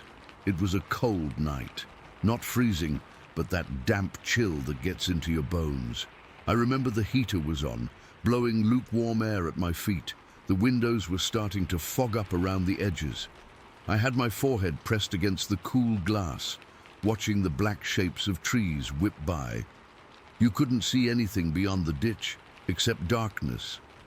Pure, deep country darkness. We were about 40 minutes into the drive. I know because I'd just looked at the clock on the dash. It was a little after 9. The forest on either side was thick, a wall of skinny pine trees packed tight together. Every now and then, there'd be a break, and you'd see a field, maybe a lone light from a farmhouse way off in the distance, but mostly it was just trees. Then the trees on the right opened up. There was a cleared area, a big muddy patch of land with a couple of construction trailers and piles of gravel and lumber. A sign was half driven into the ground, but it was too dark to read it. Looked like they were starting to build some kind of storage facility. It was weird seeing it there, all raw and new in the middle of all that nature. Just past this construction site, the road dipped down into a shallow valley. As we started down the slope, my mom clicked the high beams on. The light stretched out, illuminating the asphalt, the yellow center line, the grassy ditches. That's when it happened. Something moved at the very edge of the light, on the right-hand side of the road. My brain registered it as a deer at first. You see a lot of deer out there, and they have a habit of freezing in the headlights. But this was different. It was already coming out of the tree line, moving fast. It ran into the road. It bolted. It came out of the darkness on the right, and in 2, maybe 3 strides, it was in the middle of our lane. My mom gasped, and her foot instinctively went for the brake, but she didn't slam it. She just eased off the gas, and we started to slow. The car was still moving forward, and the headlights were right on it. It stopped. It stopped dead in the middle of the road, right in the brightest part of the high beams. It wasn't a deer. It wasn't a bear. It wasn't anything I had ever seen. It was tall. So damn tall. My mum later said she thought it was at least 6 feet, but standing there it seemed taller. It was skinny, not like a starving person, but just lean and wiry. Its arms were long, hanging down past its knees, and it was covered in hair. Fur. It wasn't shaggy like a bear. It was shorter, kind of matted looking, and a dark, dirty brown color, almost black in the lights. It was sideways to us, looking across the road to the other side. I didn't see its face clearly. It all happened so fast. But I saw the profile. A heavy brow, No neck to speak of. The head just sort of sloped into its shoulders. Its legs were bent, like it was ready to spring again. That pause. That's what haunts me. It was only for a second, 2 seconds max. But in that frozen moment, in the absolute silence of the car, the radio seemed to have died. My brother was quiet. My mom wasn't even breathing. I saw it. I saw every detail the light would show me, the way the fur lay on its back, the powerful curve of its thigh, the fact that it was undeniably, terrifyingly not human. It didn't look confused. It didn't look panicked. It just stopped, as if to assess its surroundings, and then it moved. It turned its head a fraction, and I swear I saw a glint of eyeshine, a quick, wet flash in the light. Then it took off again. It didn't run like a man. It didn't run like an ape. It was this fluid, powerful lope. It covered the rest of the road in one more stride, its long legs eating up the distance. It vaulted the ditch on the other side. I didn't see it jump. It was just suddenly gone from the road and then reappearing for a split second as it cleared the ditch. And then it melted into the wall of pine trees on the left. It was gone. Just like that. The whole thing, from the time it entered the road to the time it disappeared, was probably 5 seconds. The car rolled to a near stop. My mom had her foot on the brake now, and we were just sitting there, idling in the middle of the road. Did you see that? Her voice was a whisper, tight and strained. I couldn't speak. I just nodded, my eyes glued to the spot where it had vanished. The trees were just a black mass again. There was no sound, no movement. What was it? I finally managed to croak out. My mom didn't answer. She just shook her head slowly, her knuckles white on the steering wheel. She was breathing in little shallow gasps. In the back, my brother stirred. "Are we there?" he mumbled, still half asleep. "No, honey, go back to sleep," my mom said, her voice miraculously calm. It was her mom voice, the one she used when she didn't want us to be scared, but I could hear the tremor underneath it. She put the car in drive and we started moving again, slowly. She didn't turn the high beams off. The light swept over the empty road, the empty ditch, the impenetrable trees. My heart was hammering in my chest so hard I could feel it in my throat. I felt cold, a deep internal cold that the crappy car heater couldn't touch. We both kept staring into the woods on the left. It was stupid, like we expected it to be standing there watching us, but there was nothing, just shadows within shadows. We drove in silence for another minute.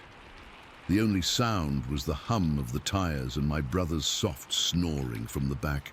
I looked at my mom. Her face was pale, her lips pressed into a thin line. She kept glancing in the rearview mirror. "We can't tell your brother," she said quietly. Not a word. I nodded. I understood. He was little. He'd have nightmares for weeks.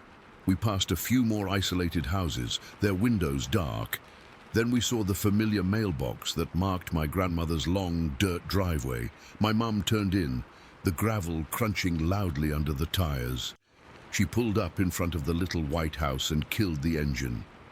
We sat there for a moment, in the sudden quiet.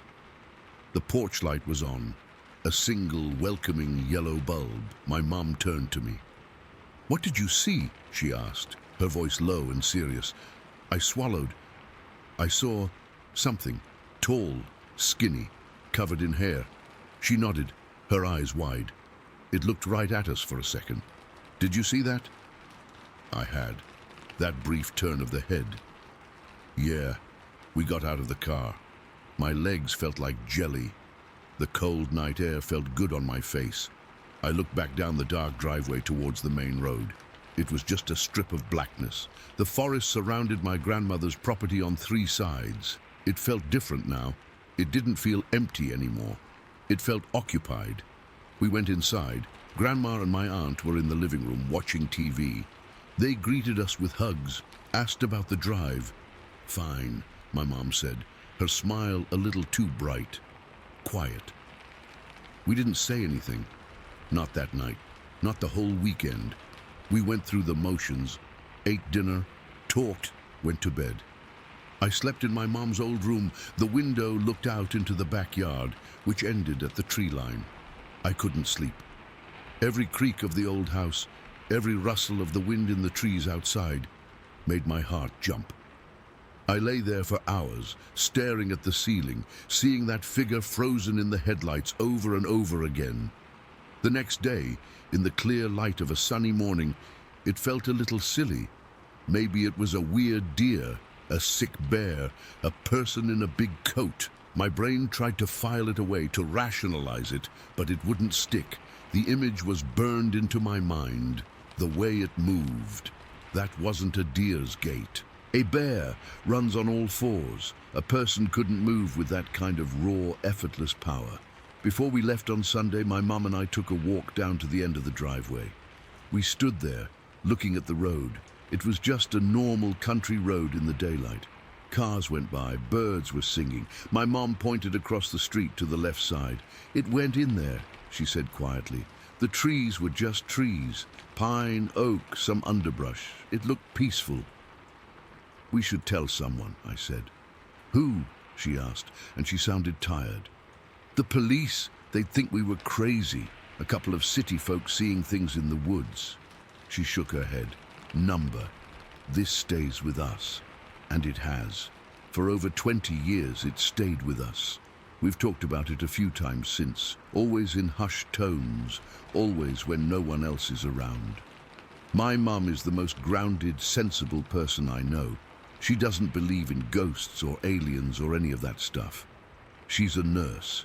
She deals in facts, and to this day, she maintains that what we saw was real. It was an animal, but not one from any book she's ever read. That's the thing that gets me, the part that still sends a chill down my spine. It wasn't a monster from a movie. It wasn't a ghost. It was a living thing. It was going somewhere. It had a purpose. It moved like it belonged there, like it owned those woods. And for one terrifying second, it shared the road with us. We never saw it again. We kept driving out to my grandmother's for years, and I still drive on roads like that sometimes. I'm always watching the tree line now, my eyes scanning the darkness just beyond the reach of my headlights. I'm not looking for it. I'm hoping to never see it again, but I know, with a certainty that sits heavy in my gut, that it's still out there. And so are others. In all those vast, isolated stretches of forest that we think we've mapped and tamed, things are living that we don't understand. We just got a glimpse, a 2-second glimpse, in the headlights of a beat-up sedan on a cold Friday night. And that was enough. Soon, story 9, 2. It was the middle of November, a Saturday. I'd driven out to the Manti La Sal National Forest in Utah before the sun was even up. It was one of those clear, cold mornings where your breath plumes out in front of you and the air feels sharp in your lungs. I remember my truck's thermometer read 19 degrees when I parked at the trailhead. I remember that number specifically. 19.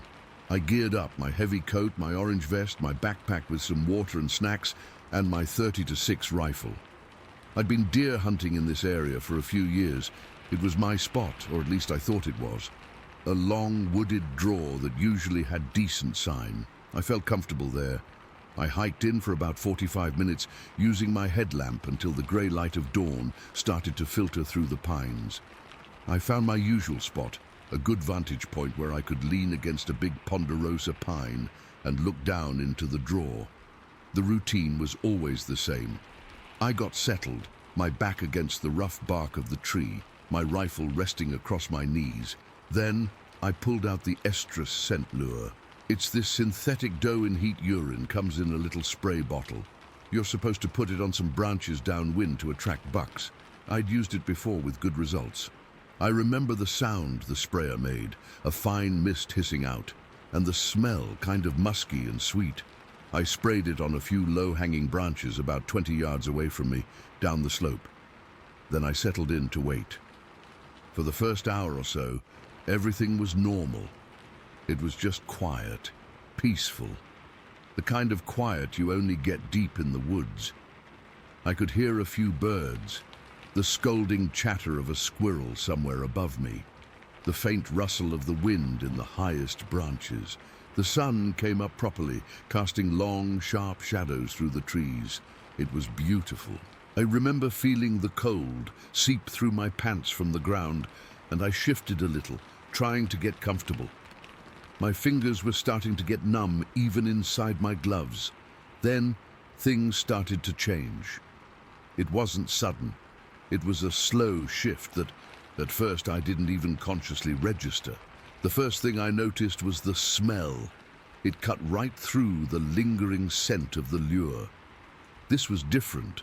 It was a heavy, musky odor, like a wet dog, but mixed with something else, something sour and foul, like old rotten meat. It was so strong it made my eyes water a little. I remember wrinkling my nose, thinking maybe a bear had rolled in something dead and was nearby. I gripped my rifle a little tighter and scanned the trees. That's when I realized the second thing, the silence. The birds had stopped. The squirrel had shut up. The wind seemed to have died down completely. The forest had gone absolutely unnervingly quiet. It was a dead silence, the kind that feels heavy, like a weight pressing down on your ears. You know that feeling? When the background noise of the world just vanishes and all you can hear is the blood pulsing in your own head? That's what it was like. My heart started beating a little faster. This wasn't normal. And then I heard it. Crunch. A single heavy footstep on the frozen ground. It was to my left, somewhere in the thicker timber. It wasn't a deer. Deer steps are lighter, more delicate. This was a solid, weighty crunch, like someone had dropped a big sack of potatoes. I froze, my whole body locking up. I held my breath, listening. Crunch. Another one, a few seconds later. It was bipedal, I'm sure of it, 2 legs. The steps had a rhythm to them, left, right, left. It was walking and it was circling me. My mind was racing, trying to logic it out. A person? Out here, maybe another hunter, but no hunter walks like that, so heavy and deliberate. And the smell... God, the smell was getting worse, thick enough to taste at the back of my throat. It was circling me, staying just out of sight in the thick brush and trees. I could hear it moving, the crunch of its steps, the occasional snap of a twig. It was big. Whatever it was really big. I could tell by the spacing of the steps and the sound they made. They weren't fast, but they were purposeful. It knew I was there. I slowly, so slowly, it felt like my joints were creaking, raised my rifle. I flipped the safety off. The metallic click sounded deafening in the silence. I put the stock against my shoulder and peered through the scope, sweeping it across the tree line where the sounds were coming from. I saw nothing but trees and shadows. My hands were sweating inside my gloves. I was shaking. I remember thinking, just be a bear, please just be a bear. But bears don't walk on 2 legs for that long and they don't circle you like this. Then the rock started. A fist-sized rock came sailing out of the trees from my right. It didn't come at me, not directly. It landed about 10 feet to my side, hitting the ground with a hard thwack and bouncing into the leaf litter. I flinched so hard, I almost dropped my rifle. My heart was hammering against my ribs now, a frantic panic drumbeat. I swung the rifle towards the direction it came from. Nothing. Another rock. This one came from a different direction, further around the circle. It landed a bit closer, maybe 7 or 8 feet away. It was a clear message. It was playing with me, showing me it could hit me if it wanted to. I was panting, short, shallow breaths. I felt a cold sweat break out all over my body, under my arms, down my back. The fear was no longer just a feeling. It was a physical thing, a cold stone in my gut. The footsteps kept circling. Crunch, crunch, crunch. They were getting a little closer with each pass. The smell was so overpowering now, I felt nauseous. It was that wet dog and rotten meat smell, just concentrated, like I was standing right next to the source, and then it stepped into view. It came out from behind a thick cluster of pines, about 30 yards away, down in the draw. My breath caught in my throat. I felt my blood run cold. It was massive. It had to be over 7 feet tall, maybe closer to 8. It was built like a powerlifter, just immense through the chest and shoulders. It was covered in long, shaggy hair, dark brown, almost black, that was matted and filthy. It was walking upright, completely bipedal, its arms swinging at its sides. They were long, its hands hanging down past its knees. I couldn't see its face clearly from that distance and angle, but its head was large and seemed to sit directly on its broad shoulders without much of a neck. It stopped and turned its body towards me. It knew I was there. It had known the whole time. It let out a sound, a deep, resonant whoop. It wasn't a scream or a roar. It was a vocalization, a call that started low and rose in pitch before dropping again. The sound vibrated in my chest. It was the most primal, terrifying sound I have ever heard. It wasn't an animal sound I recognized. It was something else. I had my rifle trained on it. The crosshairs in my scope were right on its center mass. My finger was on the trigger. I could have shot it. I should have shot it, but I didn't. I was paralyzed. It wasn't just fear. It was a feeling of sheer insignificance. This thing was so powerful, so present, that the idea of my little bullet stopping it seemed laughable. I felt like a child pointing a toy at a giant. It took a few more steps, its movements fluid and powerful, not clumsy at all. It stopped near a deadfall log, a thick one about 6 feet long and as big around as my thigh. It bent down, wrapped its hands around it, and with what looked like no effort at all, it lifted it. It straightened up, holding this huge log like it was a twig, and then it threw it. It didn't heave it. It was a more casual underhand toss. The log sailed through the air and landed with a massive, ground-shaking thud about 15 yards from me. Dirt and leaves sprayed up from the impact. Then it turned to a smaller live pine tree next to it, maybe 6 inches in diameter. It slapped the trunk with its open hand, not a punch, a slap. I heard the crack from 30 yards away. The whole tree shook violently, and a shower of bark and needles rained down. When it pulled its hand away, I could see a patch of bare white wood where the bark had been stripped clean off. It started circling again, coming closer now. 25 yards, 20. I kept the rifle pointed at it, tracking its movement.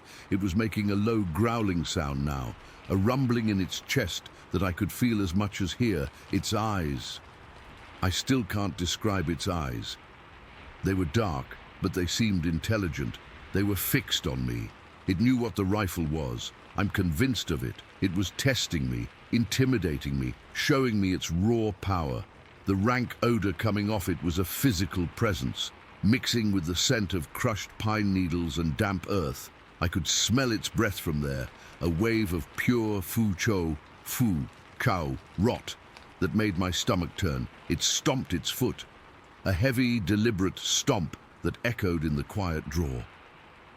Then another. It was pounding the ground. Stomp, stomp. The vibrations came up through the soles of my boots. It was like a display of dominance, a warning. I was trembling all over, my arms aching from holding the rifle up for so long. I was waiting for it to charge. I knew if it did, I was dead. There was no way I could get a shot off in time. And even if I did, I doubted it would be enough. We stayed like that for what felt like an eternity, but was probably only a minute or two. It circling, stomping, growling, me frozen against my tree, rifle raised, finger on the trigger, too terrified to even breathe. I've never felt so utterly vulnerable in my entire life. I was prey. Then it stopped. It was about 20 yards away, directly in front of me. It looked right at me, right through the scope.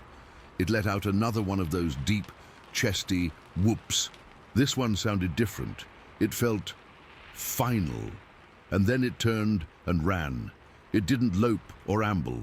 It ran upright on 2 legs up the steep slope of the draw. It moved with an incredible, shocking speed, its powerful legs eating up the ground. It was crashing through the undergrowth, but its footing was sure. In a few seconds, it had reached the top of the ridge and vanished into the thick trees, just gone. The silence rushed back in. But it was different. The normal sounds didn't come back right away. For a long time, I just stood there, pressed against that tree, my rifle still shouldered, pointing at the empty space where it had been. My whole body was shaking uncontrollably, my teeth were chattering, I was drenched in cold sweat. I couldn't move. I was afraid it was a trick, that it was going to circle back. I don't know how long I stood there. It could have been 2 minutes, it could have been 20. Slowly, very slowly, the forest started to come back to life. I heard a bird chirp tentatively, then another. The wind picked up again, rustling the leaves. The spell was broken. I finally lowered my rifle, my arms screaming in protest. My hands were shaking so bad, I could barely get the safety back on. I didn't even think about tracking it. The thought never crossed my mind. All I wanted was to get out of there. I started backing away, keeping my eyes glued to the ridge where it had disappeared. I didn't turn my back on that draw until I was a good 100 yards away. Then I turned and half walked, half ran back the way I came. I didn't stop. I didn't look back. I just crashed through the woods. My heart still pounding, my breath coming in ragged gasps. I got to my truck, fumbled with the keys, threw my gear in the passenger seat, and got the hell out of there. The drive home was a blur. My hands were still shaking on the steering wheel. I kept checking my rearview mirror, half expecting to see it following me down the road. I got home, walked into my house, and just sat on my couch for a long time, still in my hunting clothes, staring at the wall. I never went back to that spot. I never used an estrus scent lure again. I told a couple of close friends I'd had a bad scare with a bear, and they bought it, but I know what I saw. It wasn't a bear, it was something else, something that lives out there in the deep woods, something that knows we're there, and something that can make you feel like a mouse in the shadow of a hawk with just a look. I still hunt, but I stick to more open areas now, and every time I'm in the woods, no matter where I am, a part of me is listening for that silence and smelling the air for that foul, musky stench. I don't think that fear will ever really leave me. It's been years, and just writing this down, my hands are getting clammy and my heart is starting to race.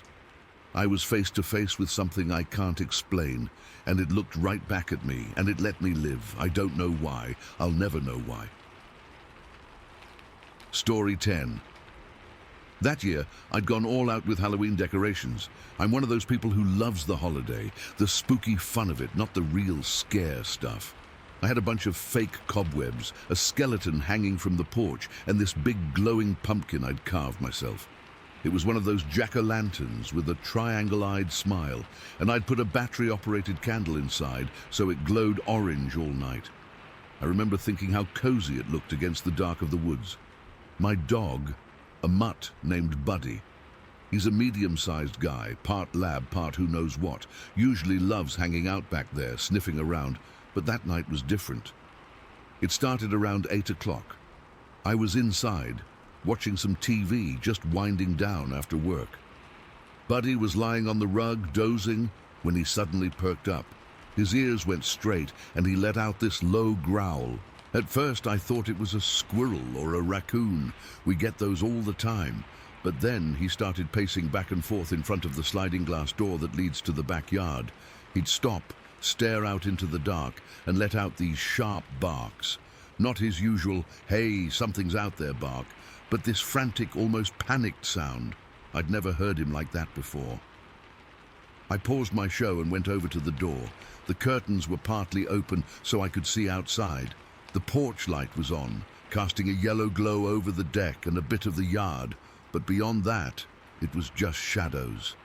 Buddy was whining now, pawing at the glass. I figured I'd check it out, maybe shoo away whatever was bothering him. I slid the door open a crack, just enough to stick my head out, and called, "Hey, what's going on?" But Buddy didn't calm down. He pushed past me and stood on the deck, barking like crazy toward the tree line. That's when I saw it. At first, my brain didn't register what I was looking at.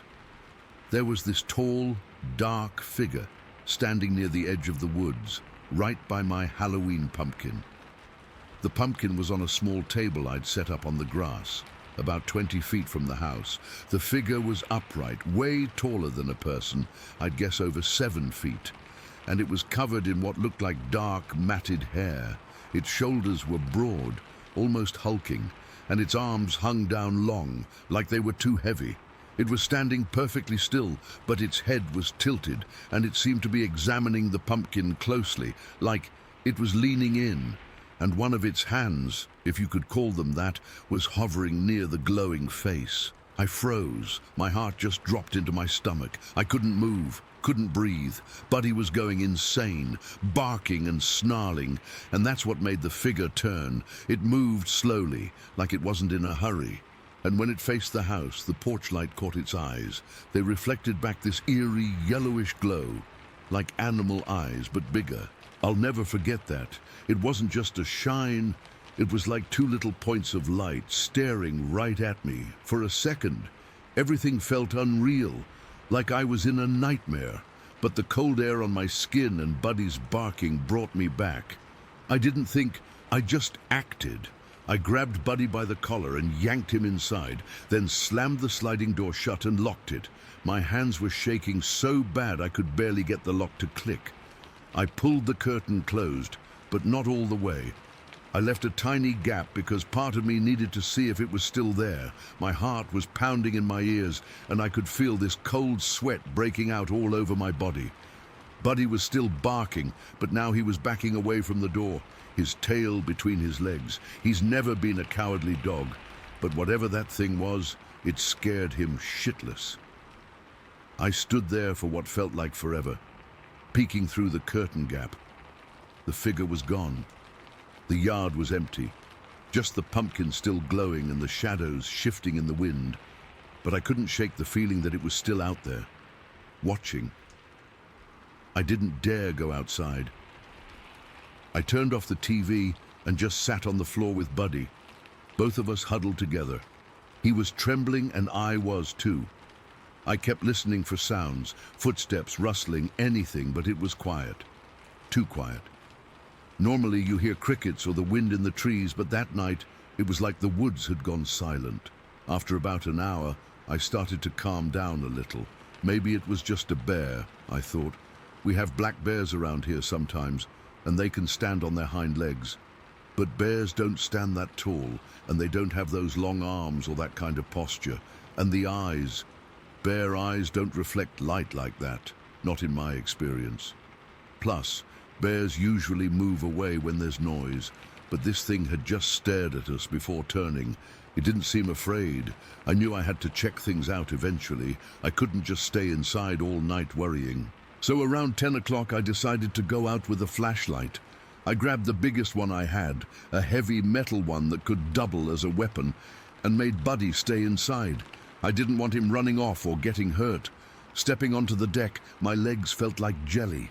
The air was cold and damp, and the woods smelled like wet leaves and decay. I shone the flashlight around the yard, starting from the house and moving toward the tree line. Everything looked normal at first.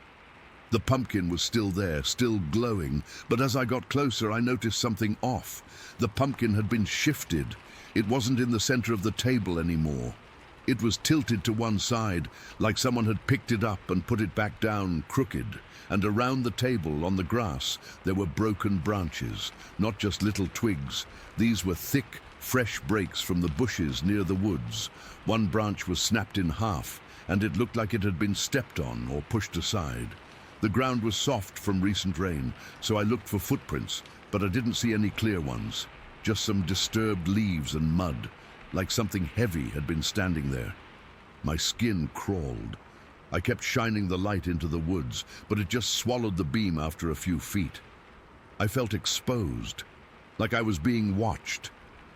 I hurried back to the house, my heart racing again. Once inside, I locked the door and leaned against it, breathing hard. That's when it hit me. I needed to get rid of the decorations. Whatever that thing was, it had been interested in the pumpkin.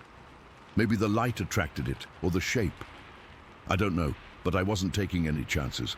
I spent the next hour taking down Every Halloween decoration I had, the skeleton, the cobwebs, everything. I even brought the pumpkin inside. I didn't want to leave anything out there that might draw attention. I put it all in the garage, and then I made sure every light on the porch was on. I left them on for weeks after that, day and night. I didn't care about the electricity bill. I just needed to feel safer. The rest of the night I didn't sleep much. Every little noise made me jump. Buddy stayed close to me, and he'd perk up every now and then, like he was hearing something I couldn't. I kept replaying the moment in my head, the way the figure stood, the way it turned, those eyes. It wasn't like anything I'd ever seen in documentaries or stories. It felt primal, ancient almost, like it didn't belong in my backyard. In the days that followed, I avoided going out back after dark. I'd take Buddy for walks during the day, and I'd always scan the tree line, but I never saw anything again. No more broken branches, no strange sounds. But the fear stuck with me. I stopped putting up Halloween decorations after that. I don't even like talking about Halloween anymore. It's like that one experience ruined it for me forever. I've thought about reporting it, but to who? The police. They'd think I'm crazy, or maybe they'd blame it on a bear or a prank. But I know what I saw.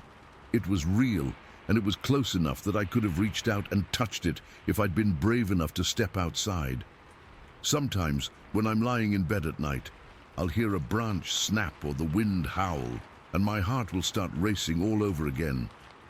I'll get up and check the locks, make sure the lights are on. Buddy will sometimes growl at nothing, and I'll wonder if it's still out there watching from the shadows. I don't have any answers. I don't know what it was or why it was there. Maybe it was curious, maybe it was something else. But that one night in mid-October changed how I see the woods, my home, everything. It's been years and I still get chills thinking about it. I just hope it never comes back. Story 11. All right, so I've been turning this over in my head for a while now, and I guess I just need to get it out there. I've never posted anything like this before, but I found this forum, and it seems like the only place where people might not immediately think I've lost my mind. I'm a pretty normal guy. I work in an office. I pay my taxes. I mow my lawn on Saturdays. I'm not someone who goes looking for weird stuff, but what I saw last year in the middle of October has messed me up in a way I still can't really explain.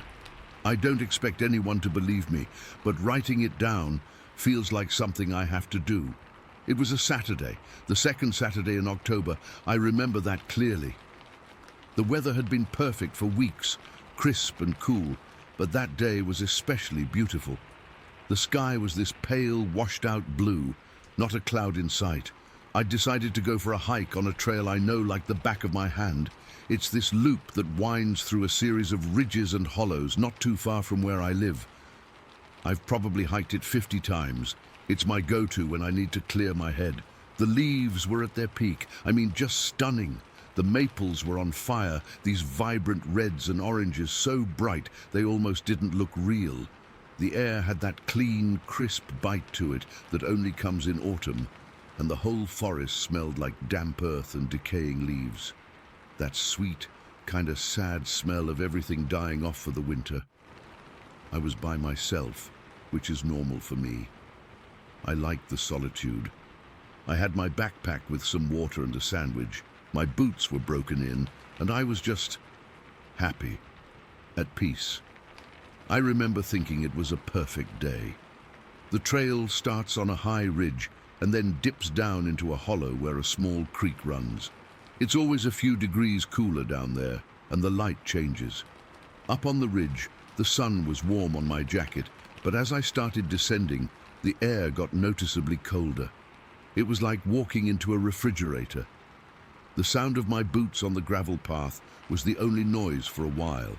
And then I started to hear the creek, just a faint gurgle at first, getting louder as I got closer. The path near the creek gets a little tricky. It's shaded most of the day, so the rocks and tree roots are always slick with moss and moisture. I was being careful, watching my step, my eyes mostly on the ground in front of me.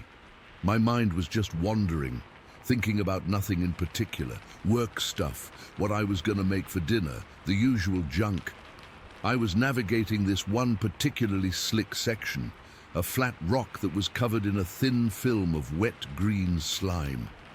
I remember placing my foot carefully on the driest looking part, my hand instinctively going out to a nearby birch tree for balance. My fingers closed around the cool, smooth bark.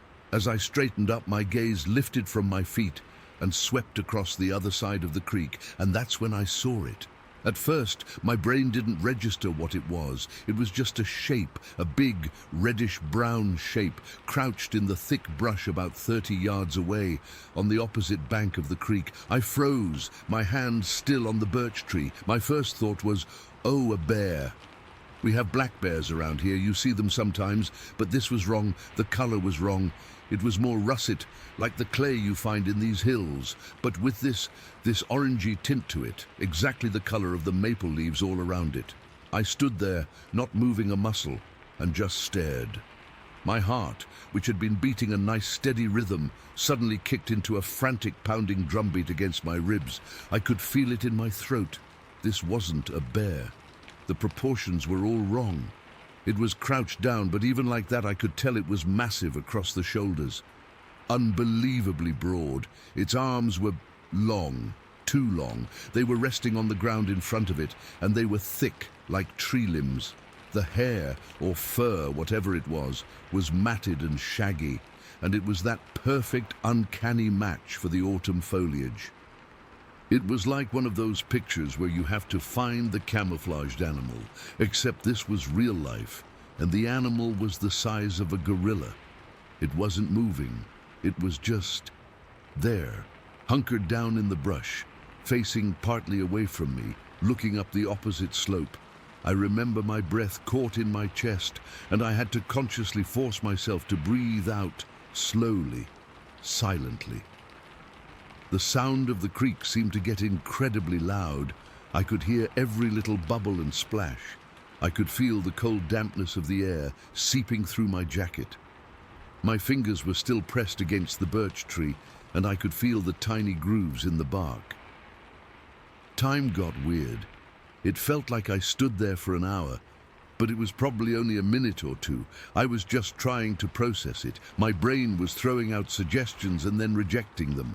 A guy in a fur suit?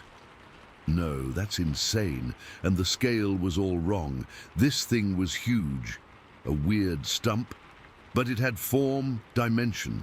I could see the powerful curve of its back, the shape of its head.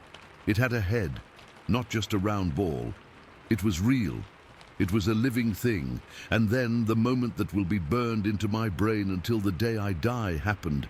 It moved. It didn't jump up or snarl or anything like that. It just rose. It uncoiled from its crouch, slow and deliberate, like a man stretching after kneeling for a long time. But it wasn't a man. As it rose, its true size became terrifyingly clear. It was immense.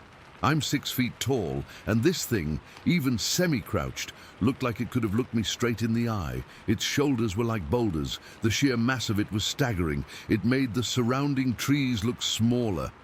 My blood went cold. I mean, a physical wave of cold washed over me, from my scalp down to my feet. I felt dizzy.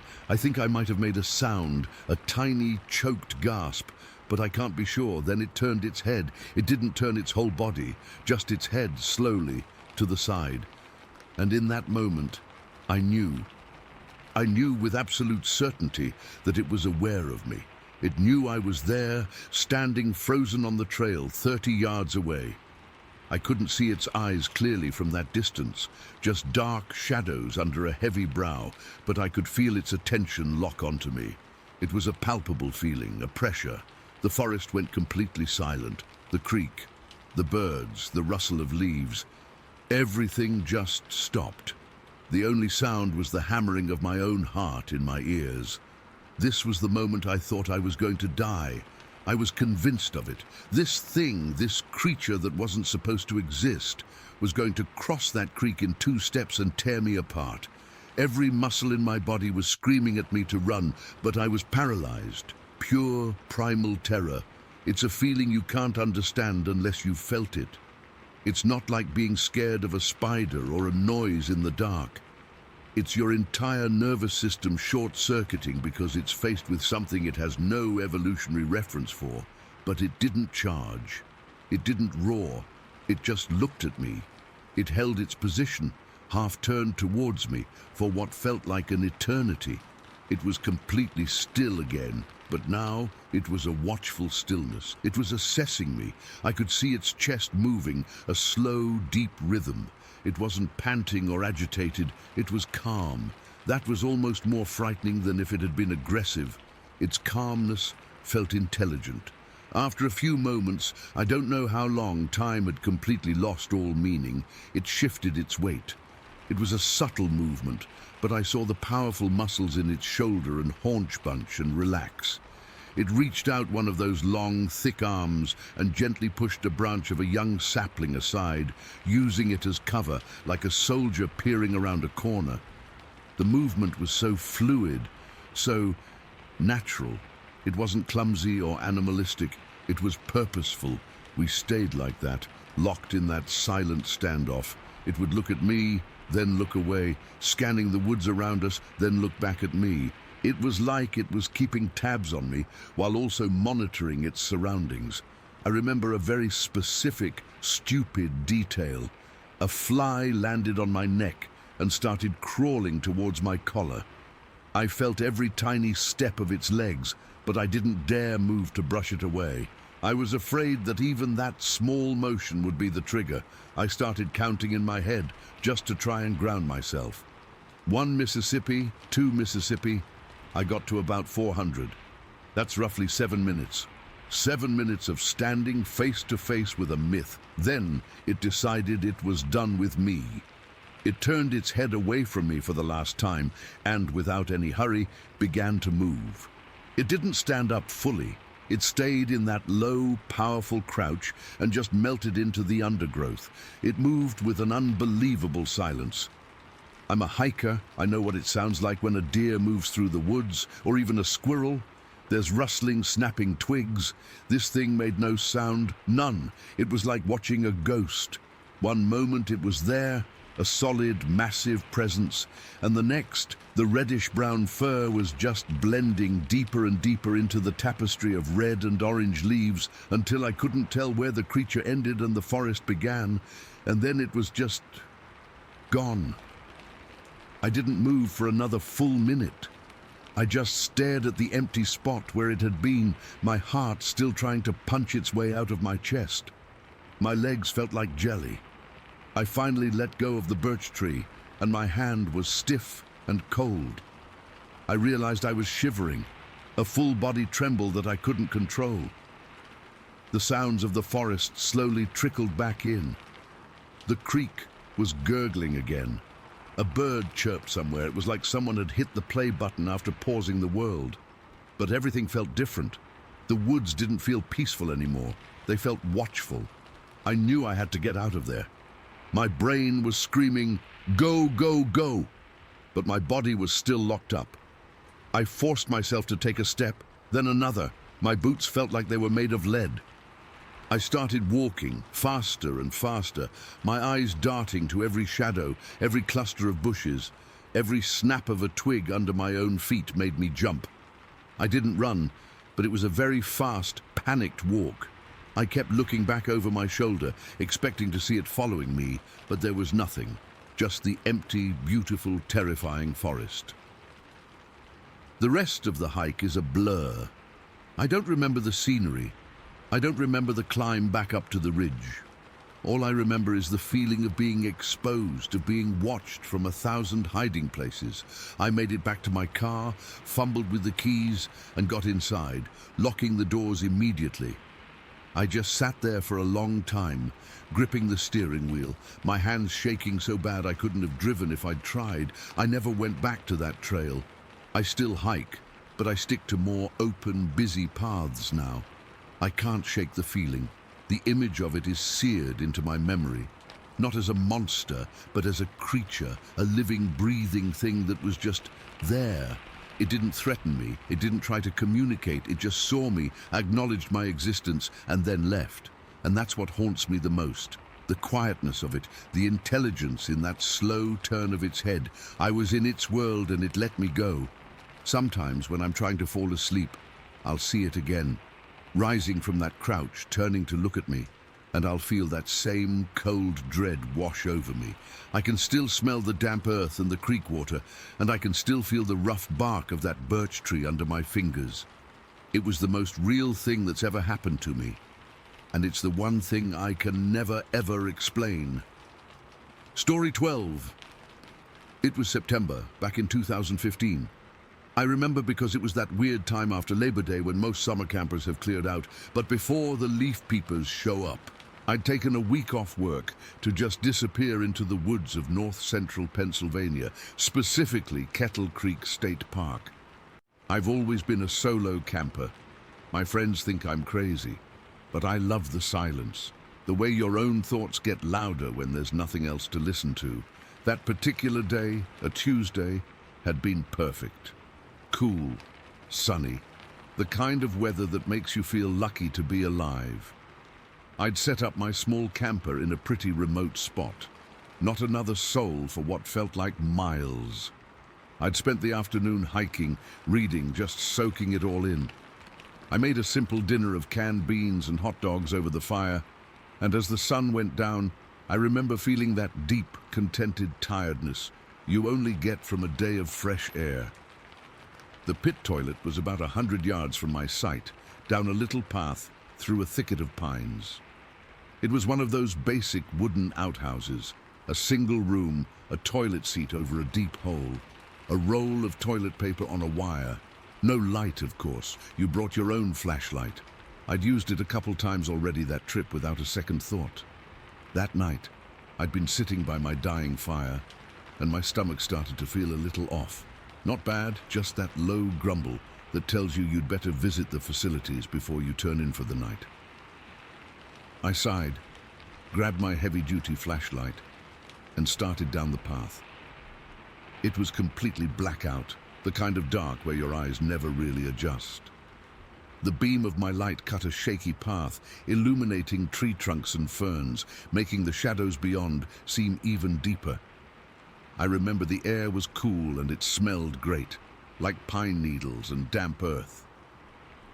I reached the outhouse, pulled the simple wooden latch, and stepped inside. I closed the door, and the darkness swallowed me whole. I propped the flashlight on the little shelf next to the toilet paper, the beam pointing up at the ceiling and casting a weak yellowish light around the small space. I sat down on the cold plastic seat, the quiet of the night pressing in. That's when it started. It wasn't a sound at first.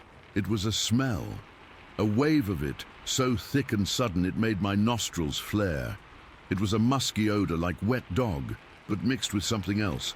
Something deeper and dirtier, like rotting leaves and old wet earth. It was the kind of smell that felt heavy, like you could almost taste it in the back of your throat. My first thought was, bear. A big one must be rooting around right outside. I held my breath, listening. The forest was dead silent. No crickets, no frogs, nothing. That's the first thing that really sent a trickle of ice water down my spine. The woods are never completely silent, but right then they were. Then the first knock came. It wasn't a tap. It wasn't an animal bumping into the wall. It was a heavy, solid thump against the side of the building, right behind my head.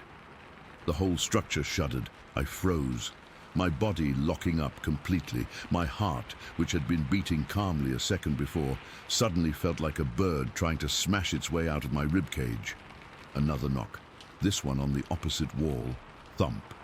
It was deliberate. It had weight behind it. Then I heard the footsteps. They were heavy, bipedal. I know that sounds crazy, but you don't mistake that sound. It wasn't the four-footed patter of a deer or the lumbering shuffle of a bear. This was a step, pause, step, pause. Something walking on two legs, circling the outhouse. My hands started to shake. I wrapped them around the cold plastic of the toilet seat, gripping it so hard my knuckles ached. It was the only solid thing to hold on to. I couldn't breathe. I was just staring at the door. My whole world shrunk down to this tiny, stinking wooden box. The thing outside completed its circle and stopped right in front of the door. I could see its shadow block the thin sliver of light from under the doorframe. The smell was overpowering now, that wet fur and earth stench filling the small space, making me feel lightheaded. A low growl vibrated through the wood. It wasn't a high-pitched sound. It was a deep, chesty rumble, the kind you feel more than you hear. It traveled up through the floorboards and into the bones of my legs. It was followed by a wet, heavy exhalation like a horse snorting, but deeper, more guttural. Then it started slapping the walls, not punching, but hitting them with what sounded like flat, open hands. Whap, whap, whap. The blows were methodical, moving around the structure. Each impact made the thin walls bow inward and sent a shower of dust and little wood splinters drifting down from the ceiling. Catching in the beam of my flashlight, the whole outhouse rattled on its foundation. I was convinced it was going to come apart, that the walls would just splinter into 1,000 pieces. I squeezed my eyes shut for a second, but it was worse. In the darkness, every sound was magnified. Every vibration felt more intense. I opened them again, fixated on the door. The latch was just a simple piece of wood that slid into a bracket. It wouldn't stop anything. The slapping moved to the roof. It was right above me. Boom, boom. The whole ceiling shook. I ducked my head instinctively, expecting the roof to cave in. More dust rained down, this time with bits of moss and bark. I could hear the creak and groan of the wooden beams. I was trembling all over, a full-body shake I had no control over. My teeth were chattering. I was cold, but I was also sweating. A cold, clammy sweat that soaked through my t-shirt. The thing dropped back down to the ground with a heavy thud that I felt through my feet. It was back at the door. I could hear it breathing, those deep, wet-sounding inhales and exhales. Then I heard the claws. It was a scraping sound, slow and deliberate, dragging down the length of the wooden door. It wasn't a scratch, it was a deep gouge. I could hear the wood fibers tearing. Scratch! I could see the door vibrating with the pressure. I just stared, paralyzed, at the spot where the sound was coming from, waiting for a hand, a face, something to come bursting through. The thing started to push against the door. Not a run and ram, but a steady, immense pressure. The whole outhouse leaned, the floor tilted. I gasped and braced my feet against the opposite wall, still gripping the toilet seat for dear life. I was sure it was going to tip the whole building over. My mind was screaming, a single looping thought. This is it, this is how I die, in a fucking pit toilet in the middle of nowhere. It kept up the pressure for what felt like an eternity, but was probably only 10 or 20 seconds. The structure groaned, the wood straining. Then, as suddenly as it started, the pressure stopped. The outhouse settled back onto its foundation with a creak. The footsteps started again. Step, pause, step, pause. It was circling again, but this time the slaps were fewer, more spaced out. It was like it was losing interest. Or maybe it had made its point. The smell began to lessen, not much, but enough that I noticed. The footsteps moved away from the building, the heavy crunches in the underbrush getting fainter and fainter, heading off into the deeper woods. And then, silence. True silence again. I didn't move. I couldn't. I just sat there, shaking, my heart hammering against my chest so hard it hurt. I listened for what felt like an hour, but my watch later told me the whole thing had lasted maybe 5 minutes. 5 minutes. It felt like a lifetime. Finally, my survival instinct kicked in, screaming at me that it was now or never. I had to get back to my camper. I slowly, carefully, unwrapped my hands from the toilet seat. They were stiff and aching. I stood up on legs that felt like rubber. I didn't even think about pulling my pants up all the way. I just yanked them up and fumbled with the button. I crept to the door, my ear pressed against the wood, listening. Nothing. I took a deep, shuddering breath, my hand hovering over the latch. What if it was still out there? What if it was waiting? But I couldn't stay in there. The thought of being trapped in that smelly, dark box for a second longer was worse than the thought of what might be outside. I slid the latch back as quietly as I could. The sound was deafening in the silence. I pushed the door open a crack, peering out into the blackness. I couldn't see anything. I shoved the door open the rest of the way, my flashlight beam sweeping wildly across the clearing. Empty. I didn't run. Running felt like a bad idea. I walked fast, my head on a swivel, my flashlight beam jerking left and right, illuminating the trees. Every shadow was a monster. Every snap of a twig under my own feet made me jump. That 100-yard walk back to my camper was the longest distance I have ever traveled. I expected at any second to hear those heavy footsteps behind me, to feel a hand on my shoulder. I reached my camper, fumbled with the key, my hands shaking so badly I could barely get it in the lock. I finally got the door open, fell inside, and slammed it shut, locking it and then leaning my whole weight against it as if that would help. I didn't sleep that night. I sat on the floor with my back against the door, a knife in my hand, listening to every single sound the forest made until the sky finally started to turn from black to grey. When the sun was fully up, the world looked normal again. Safe, the birds were chirping.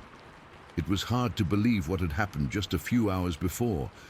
Part of me wanted to just pack up and leave, to pretend it was a bad dream, but I had to know. I had to see. I took my camera and walked back down the path to the outhouse, my whole body tense.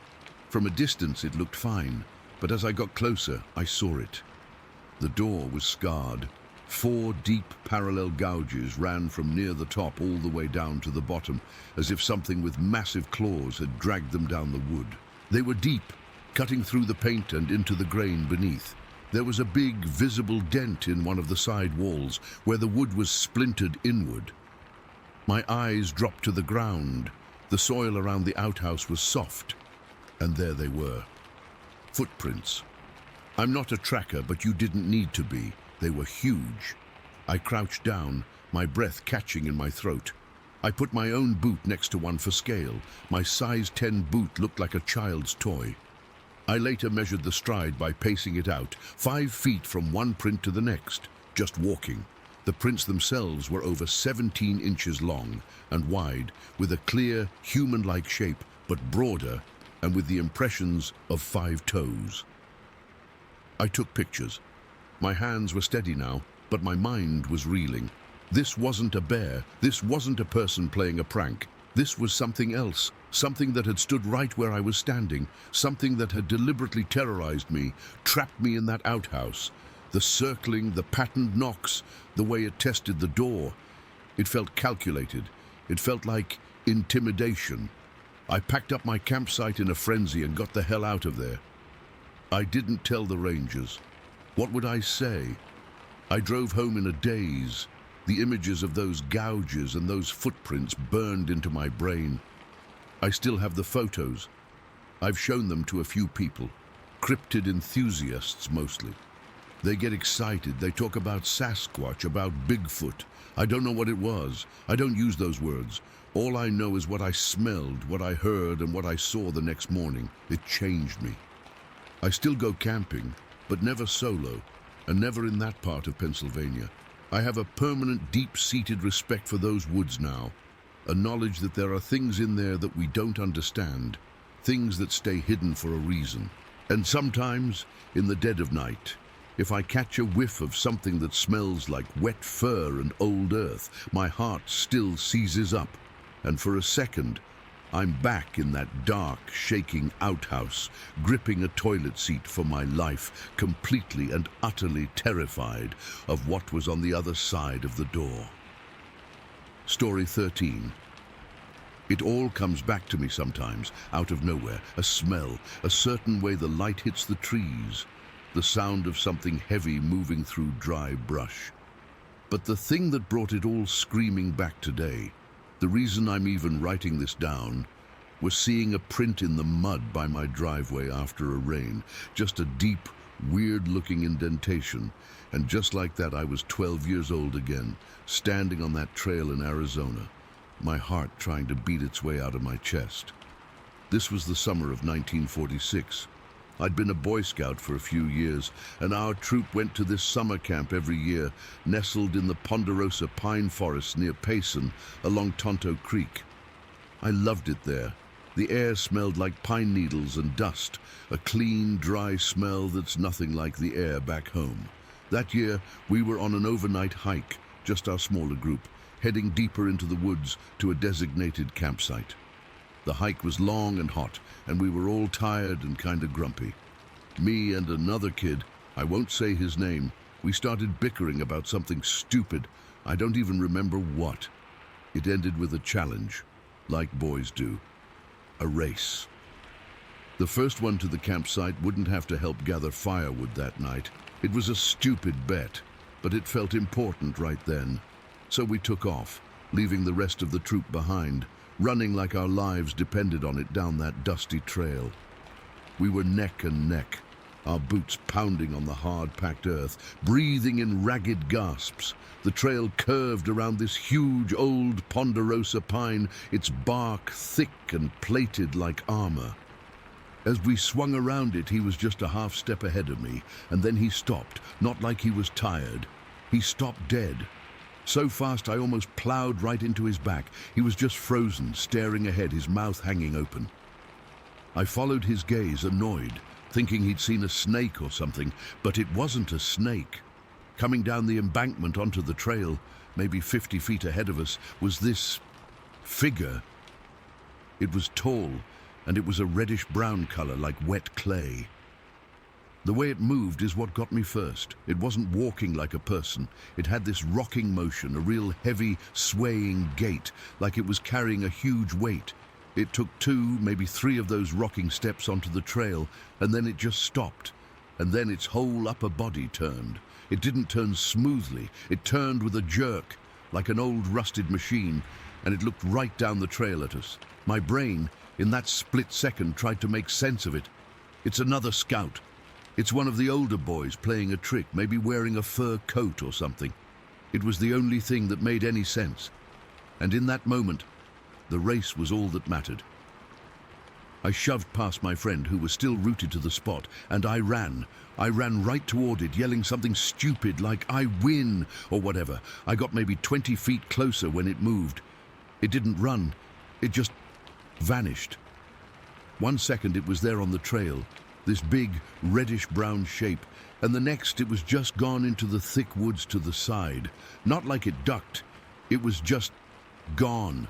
I skidded to a halt, the dust puffing up around my boots. I stood there for a second, confused, peering into the trees. Nothing, no sound, no movement. The woods had gone dead quiet. The birds had stopped singing. I shook it off. I figured I'd scared him, whoever it was, and he'd hidden. I turned and yelled back to the other kid, "Come on, slowpoke, I won!" And I jogged the rest of the way to the campsite, feeling pretty pleased with myself. I got there first. I sat on a fallen log, waiting, my heart still thumping from the run. When the rest of the troop trickled in, the other boy was with them, and he looked pale. He came right up to me, his voice low and serious. "That wasn't a scout," he said. "Sure it was," I told him, but my confidence was already starting to crack. "You just didn't see him run off." "I saw it," he insisted, his eyes wide. "It wasn't a person." We argued about it for a bit, but eventually we dropped it. There was camp to set up. We had to gather wood, get the fire pit ready, all that. But a weird feeling had settled over the place. It was too quiet. The normal sounds of the forest, the squirrels chattering, the birds, they were all muted, like someone had thrown a heavy blanket over everything. Later, a couple of the boys went down to the creek to try and catch some fish for dinner. They came back empty-handed and spooked. They said they'd had a bunch of trout on a line, strung up on a branch at the water's edge, and when they turned their backs for a minute, the whole line was gone. Not eaten, not scattered. Gone. The branch was snapped clean. They said they heard something big moving through the brush on the other side of the creek, but they couldn't see anything. As the sun started to go down, the feeling got worse. We'd all hear things, rustling in the brush around the perimeter of the camp. Not the light rustling of a rabbit or a squirrel. This was a heavier sound, like something big was pushing its way through, just staying out of sight. We'd all stop and look, but there was never anything there, just shifting shadows between the trees. That night, we bedded down around the fire. My spot was terrible. The ground was all tangled with tree roots, hard and lumpy. I couldn't get comfortable. A little ways away from the main group, there was a soft dirt path, almost like a game trail. It looked a lot more comfortable. I figured, what's the harm? It's only 20 feet away. I dragged my sleeping bag over there and settled in. It was much softer. I remember feeling pretty clever about it as I zipped myself in. The fire died down to embers, and everyone else seemed to fall asleep. I lay there for a long time, staring up at the patches of sky I could see through the pine branches. The moon was out, a bright, cold sliver. That's when the noises started. It began with a sound from the direction of the fire pit. It sounded exactly like someone was rattling silverware in a metal pot, a clinking, scraping sound. I lifted my head. I could see the dark shapes of the other boys sleeping and the glow of the embers. There was no one over there. The sound stopped. I laid my head back down, thinking it was just the wind or an animal. A few minutes later, it came again. Clink, scrape, clink. Louder this time. My heart started beating a little faster. I sat up on my elbows, staring hard into the darkness where the sound was coming from. Nothing. Just the black outlines of the trees against the slightly less black sky.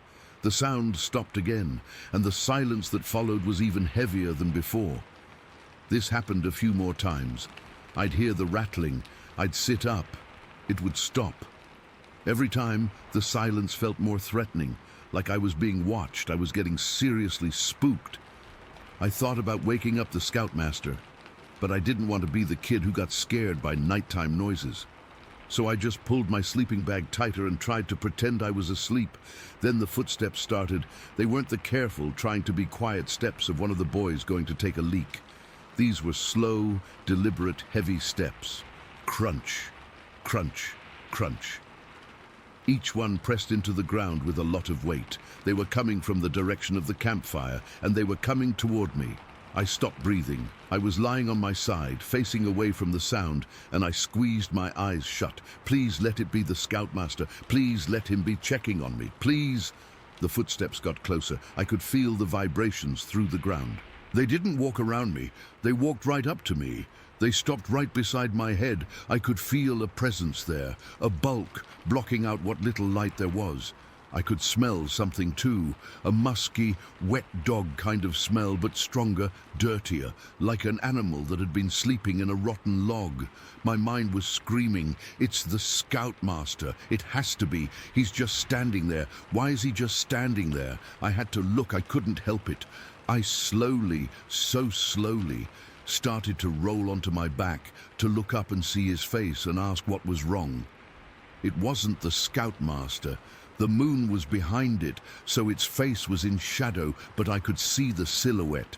It was huge. It was just standing over me, towering. It was covered in hair, a dark, shaggy coat. For a second, my brain, still trying to save me, thought, he's wearing a big, furry coat. Why is he wearing a coat? Then my eyes adjusted to the gloom. It wasn't a coat. The hair was part of it. It was a creature, a man, but not a man. Its arms were massive, hanging down past its knees. Its face was square with a heavy brow and deep-set eyes that were just dark pits. But I could feel them looking down at me. There was no expression on its face, nothing, not anger, not curiosity. Just a blank, terrible stillness. The terror didn't hit me all at once. It washed over me in a cold wave. It started in my feet, this icy numbness, and crawled up my legs, into my stomach, my chest, until my whole body was frozen solid with a fear so pure I couldn't even make a sound. I was on my back now, staring straight up at it. It was so close. Its face was only a few feet from mine. I could smell that musky, earthy smell strongly now, mixed with something else, something foul I couldn't place. And then I sat up. I don't know why I did it. It was an instinct, a stupid, reflexive movement. 1 second I was lying down, the next I was upright, my face now only a foot or two from its chest, from that expressionless, monstrous face. That was the moment, the terror moment. Looking right into its face from that close, seeing the details in the moonlight, the coarse texture of the hair, the sheer bulk of it, the complete and utter lack of anything human in its eyes. It was like looking at a mountain that had decided to stand over you. A sound finally escaped my throat, a choked little gasp, and then I fell back. I didn't faint. I just collapsed backward, my arms and legs useless. I scrabbled with my hands, pulling the rough canvas of my sleeping bag up over my head, covering my entire body, squeezing myself into a tight ball inside it. I was shaking so hard I thought my bones would break. I was crying, silent, terrified sobs, my face pressed into the musty-smelling fabric of the bag. I stayed like that, curled up in a ball in the dark, for what felt like an hour. I heard it shuffle its feet, then I heard its heavy footsteps walking away, back toward the woods. Crunch, crunch, crunch. Then there was a loud crash, like a small tree or a big bush being smashed, and then a new smell hit me, even through the sleeping bag. It was a strong, pungent, awful smell. At the time, in my panic, I thought it smelled like a bowel movement. It was just this overwhelming, rotten stench that seemed to fill the air, and then nothing. The woods were silent again. I didn't move. I didn't sleep.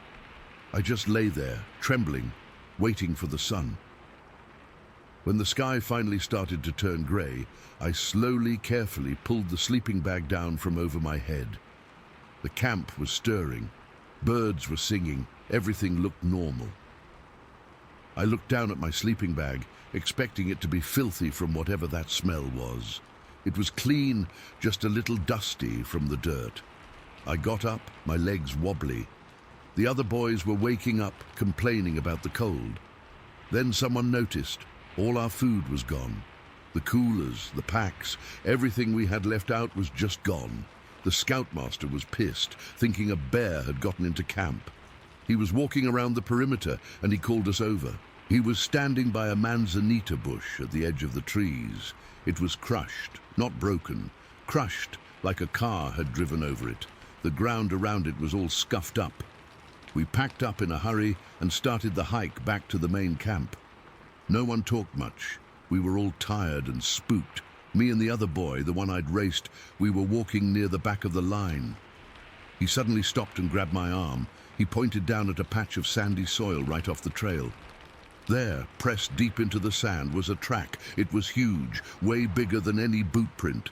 It was long, with a shape I couldn't really describe, not like a bear, not like a man, and down the middle of it were these deep, clear ridges. He was staring at it, his face white. "That's it," he whispered. "That's what I saw. I don't know what came over me. Maybe it was the leftover fear. Maybe I just wanted to destroy the evidence, to make it not real." I lifted my foot and I stepped right on top of it, right into the middle of the track, grinding my boot heel into the sand, ruining it completely. He looked at me like I was crazy. I didn't say anything. I just started walking again, my heart hammering. But stepping in that track, feeling the impression of it give way under my boot, it did something. It didn't make the memory go away. It resurrected it. It made it solid. It made it real. That was the summer of 1946.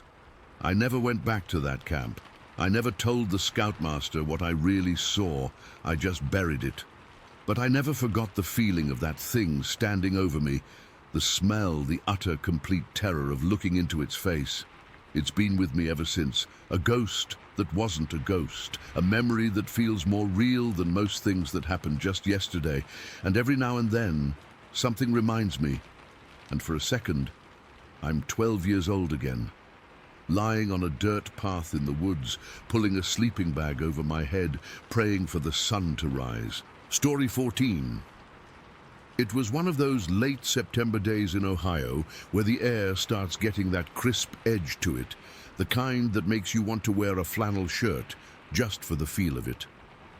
The sky had been a flat, dull grey all day, and a slow, cold drizzle had been falling since noon. Not enough to ruin anything, just enough to make everything damp and quiet. My buddy and I had decided to go fishing out at this lake we've been going to since we were kids. It's not a big, fancy place, just a decent-sized body of water tucked back in the woods, surrounded by state land.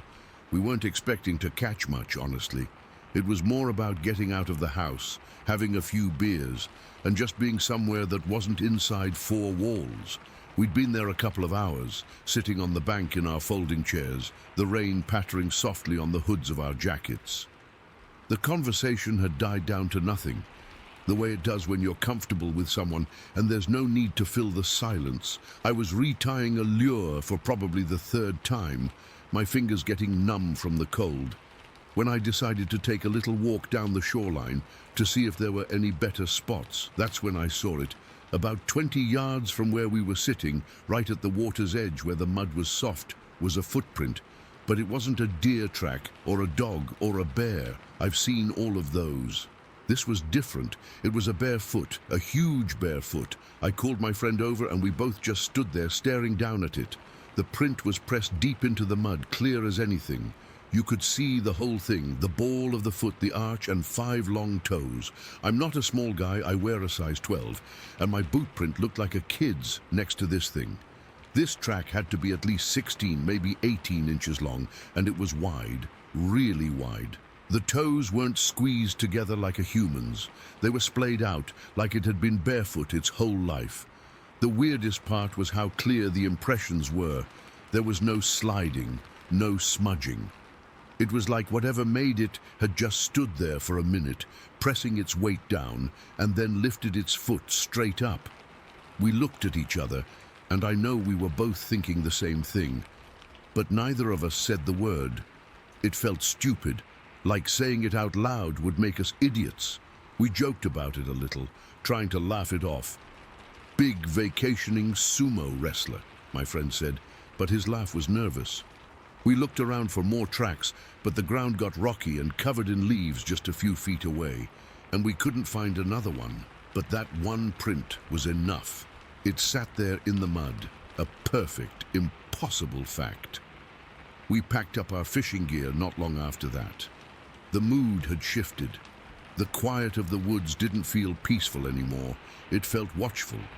The drizzle kept falling, and the light was starting to fade from the grey sky, turning everything a darker shade of gloom.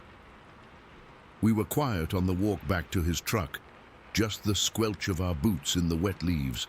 The truck was a welcome sight, a little island of normalcy. It was an old Ford, smelled like wet dog and gasoline, but it was familiar. We tossed our gear in the back and got in. He started the engine and the heater kicked on, blasting cold air at first before it warmed up. We were supposed to just head home, but we didn't. As we were driving down the gravel road that leads out of the park, we passed the archery range. It's just a big open field with hay bales and targets set up at different distances. My friend slowed the truck to a crawl. "You see any deer in there?" he asked, his voice low. I peered out through the rain-streaked windshield. The field was full of tall grass, maybe 4 feet high, swaying gently in the drizzle. It was the perfect place for deer to bed down for the evening. "Can't see a thing," I said. "It's too dark and the grass is too thick. Let's just hit the lights for a second," he said. Just a quick scan. He pulled the truck to a stop, the gravel crunching under the tires. We were positioned at the edge of the field, our headlights cutting 2 bright cones into the deepening twilight, illuminating the rain and the first few yards of wet, golden grass. He flicked the high beams on, and that's when we saw them. Eyes. 2 points of bright, solid green light reflecting back at us from deep in the field. They weren't moving, they were just fixed on us. My first thought was, deer. Of course, that's what we were looking for, but something was off immediately. The spacing. Deer eyes are close together. These were set wide apart, really wide. I'd guess they were a good foot, maybe even 14 inches from each other, and the color was wrong. Deer eyes usually glow a dull yellowish white. This green was vivid, almost electric, like a cat's eyes, but bigger and much, much brighter. We both froze. The only sound was the rumble of the truck's engine and the whisper of the heater. "What the hell is that?" my friend whispered. His hands were tight on the steering wheel. "I don't know," I said, my own voice sounding thin. "It's too big for a deer." He reached between the seats and grabbed his mag light.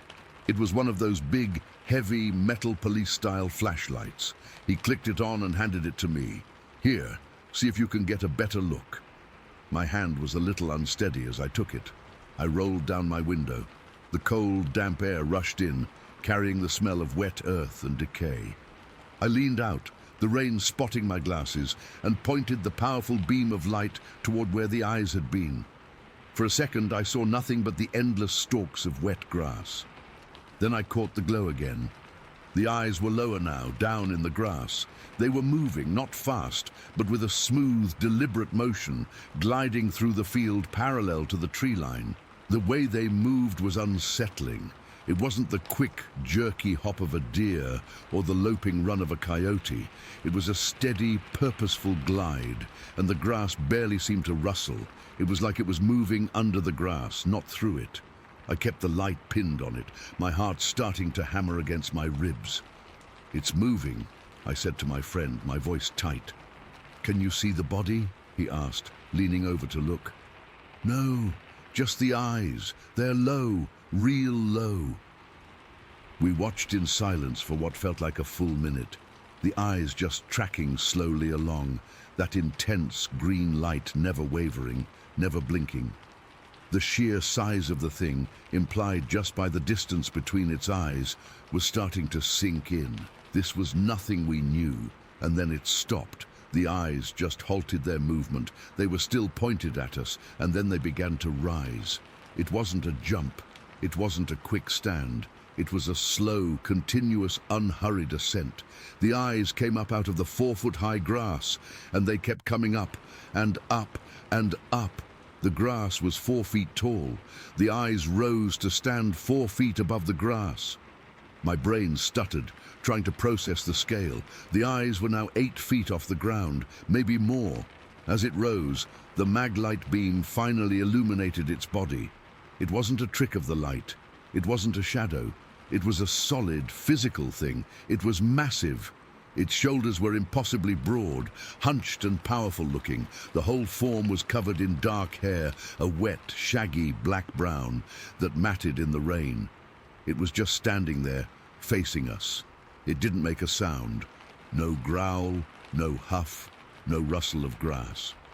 The silence was deafening, more terrifying than any noise could have been. It just stood there, and in those few seconds it conveyed a sense of immense weight and power that I have never felt from another living thing. It wasn't posing or threatening. It was just present, a fact, a monument of muscle and wildness that had decided to let itself be seen.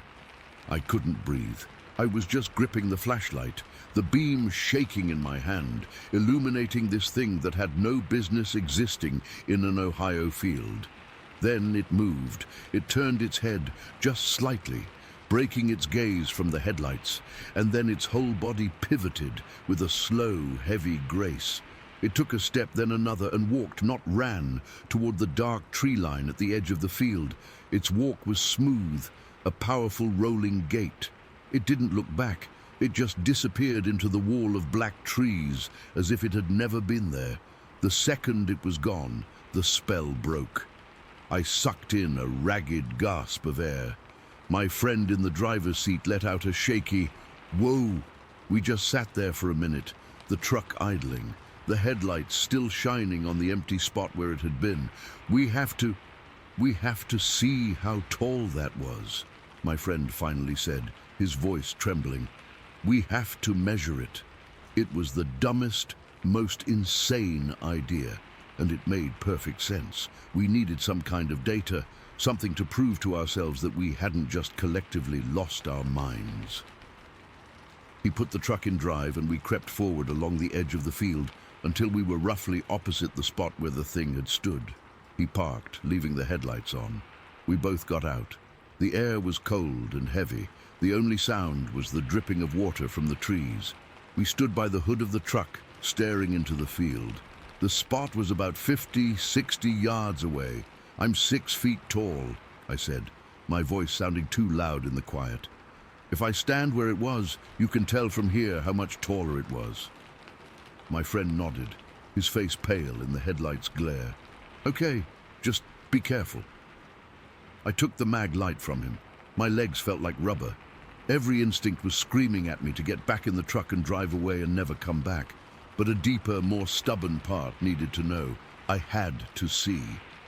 I started walking into the field. The wet grass was up to my thighs, soaking my jeans instantly. Each step was an effort, pushing through the resistance. The truck's headlights were at my back, casting my long, distorted shadow ahead of me. The mag light beam cut a jittery path in front of my feet. I was hyper-aware of every sound. The squelch of my boots, the rustle of my jacket, the frantic beating of my own heart. I kept my eyes locked on the spot, the place where it had been. As I got closer, maybe 20 yards out, I swung the mag light beam away from my feet and swept it across the area. Nothing, just swaying, rain-soaked grass. I took another few steps. The truck felt 1,000,000 miles away. The woods to my left were a solid wall of blackness. I stopped, about where I thought it had stood. I was completely exposed. I turned in a slow circle, shining the light around me. The beam didn't penetrate far into the tall grass. This was stupid. This was so stupid. I was about to turn and hurry back to the truck when I saw them again. The eyes. They were back in the same general area, but closer to the tree line. Those same two wide-set, glowing green orbs, low in the grass. They were fixed on me. My blood went cold. It hadn't left. It had been watching us the whole time. I stood there, paralyzed, the beam of the mag light shaking violently in my hand, centered on those unblinking eyes. I couldn't move. I couldn't call out. I could barely breathe.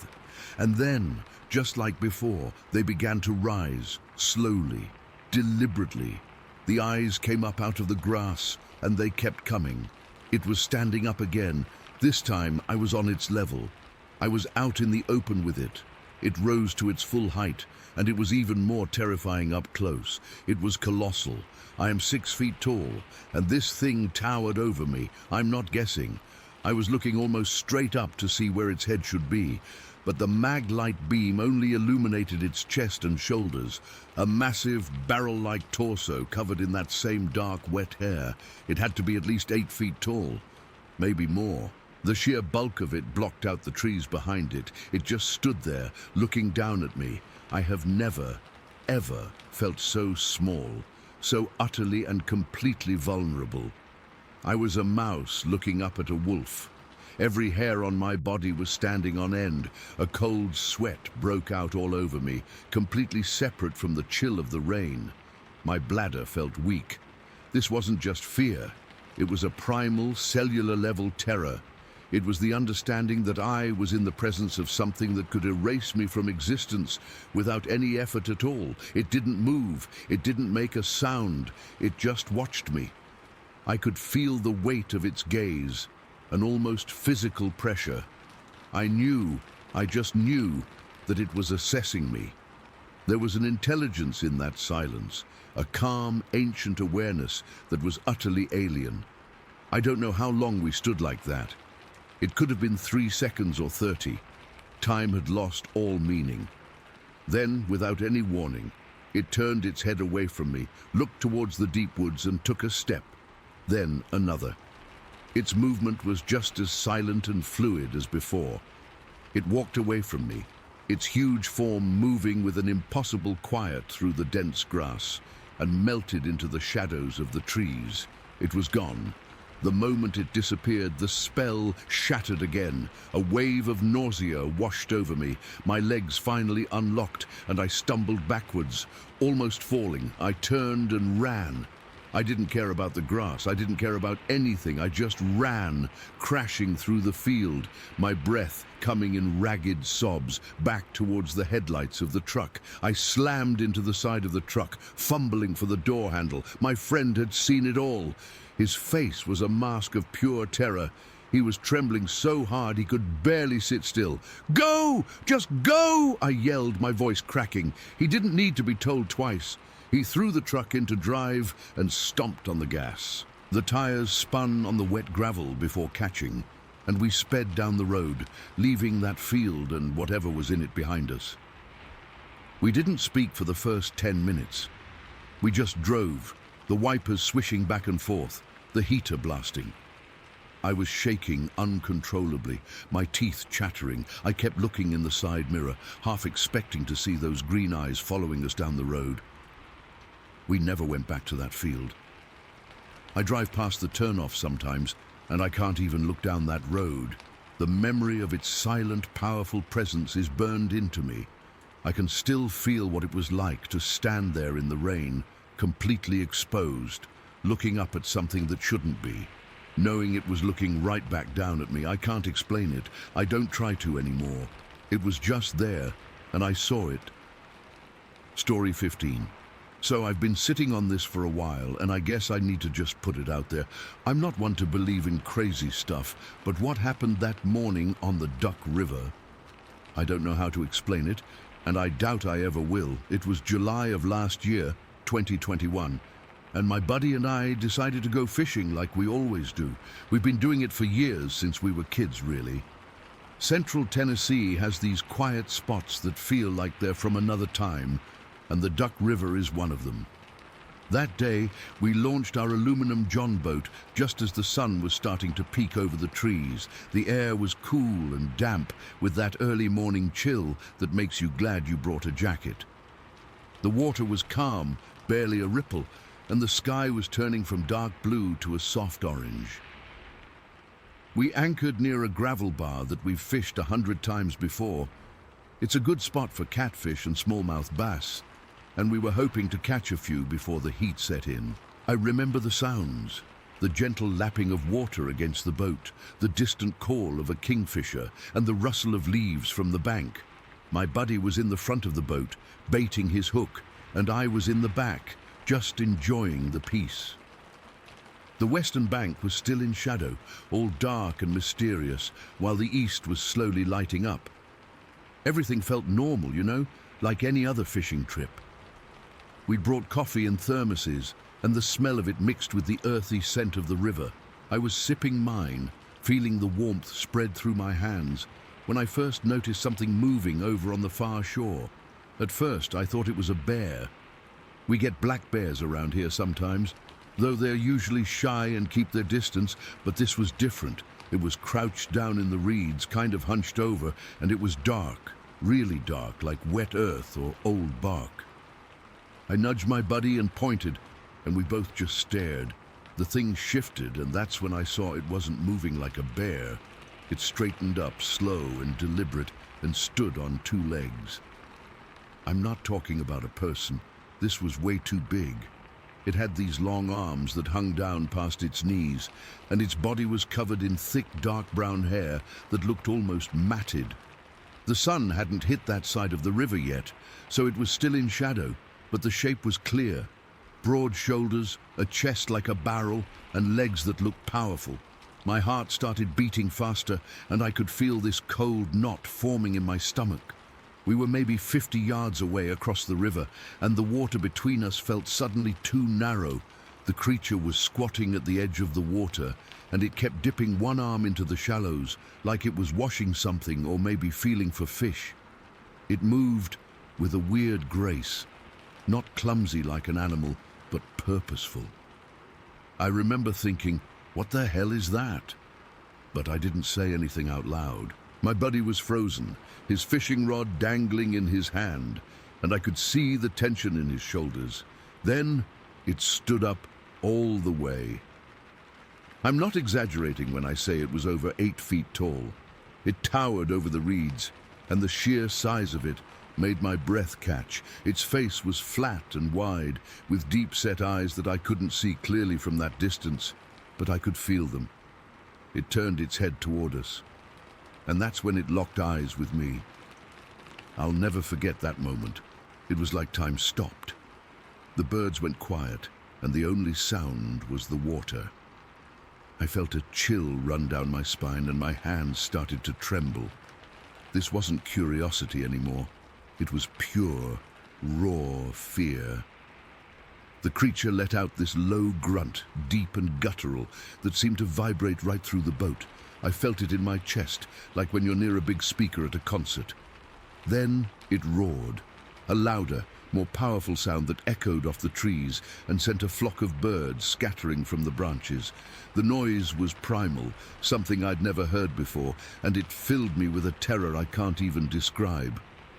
My buddy gasped, and I saw him fumble for the anchor rope. We both knew we had to get out of there fast. The creature stepped into the water, and the way it moved was terrifying. It didn't wade in slowly, it strode in like it owned the place. Then it slapped the surface with one of those massive arms, and a spray of water erupted, soaking the reeds and sending waves toward us. The boat rocked, and I almost lost my balance. We were panicking now, both of us yanking on the anchor line. It was stuck for a second, probably caught on a rock, and I remember my fingers slipping on the wet rope. My heart was pounding so hard I could feel it in my ears, and my breath came in short, sharp gasps. Finally, the anchor came free, and I scrambled to start the motor. It's an old thing, and sometimes it takes a few pulls to get going. My hands were shaking so bad I could barely grip the cord. I pulled once, twice, nothing. The creature was still in the water, standing half submerged, and it was watching us. Its eyes seemed to bore into me, and I had this irrational thought that it was studying us, like we were prey. The third pull, the motor sputtered to life, and I shoved the throttle into reverse. We backed away from the gravel bar, the boat jerking as we moved downstream. I kept my eyes on the creature the whole time. It didn't chase us, but it followed along the bank, matching our pace. Its movements were smooth, almost effortless, and it never took its eyes off us. The river bends there, and as we rounded a curve, I lost sight of it, but for those few seconds before we disappeared, it just stood there, chest deep in the water, staring. The images burned into my brain, that huge, dark shape against the shadowy bank, with the morning light starting to touch the treetops. We didn't stop until we were a good mile downstream, and even then we kept going until we reached the boat ramp. The whole way, neither of us spoke. I could feel the adrenaline fading, leaving me shaky and cold. When we finally got the boat on the trailer, my buddy turned to me and said, "What was that?" His voice was thin, almost a whisper. I just shook my head. I had no words for it. We packed up in silence, and the drive home was quiet too. Every noise from outside made me jump. A truck passing, a dog barking. I kept replaying it in my head. The way it stood up, the sound of that roar, the spray of water. I've spent my whole life in these woods and rivers, and I've never seen anything like it. It wasn't a bear, wasn't a person in a costume. It was too big, too real, the power in its movements, the intelligence in its eyes. I can't shake the feeling that we stumbled into something we weren't supposed to see. That was over a year ago, and I still dream about it sometimes. I wake up in a cold sweat, hearing that grunt in my ears. My buddy and I don't talk about it much, but when we do, it's always with this unease. We went back to the river a few times after that, but never to that spot. It's like we both know it's not ours anymore.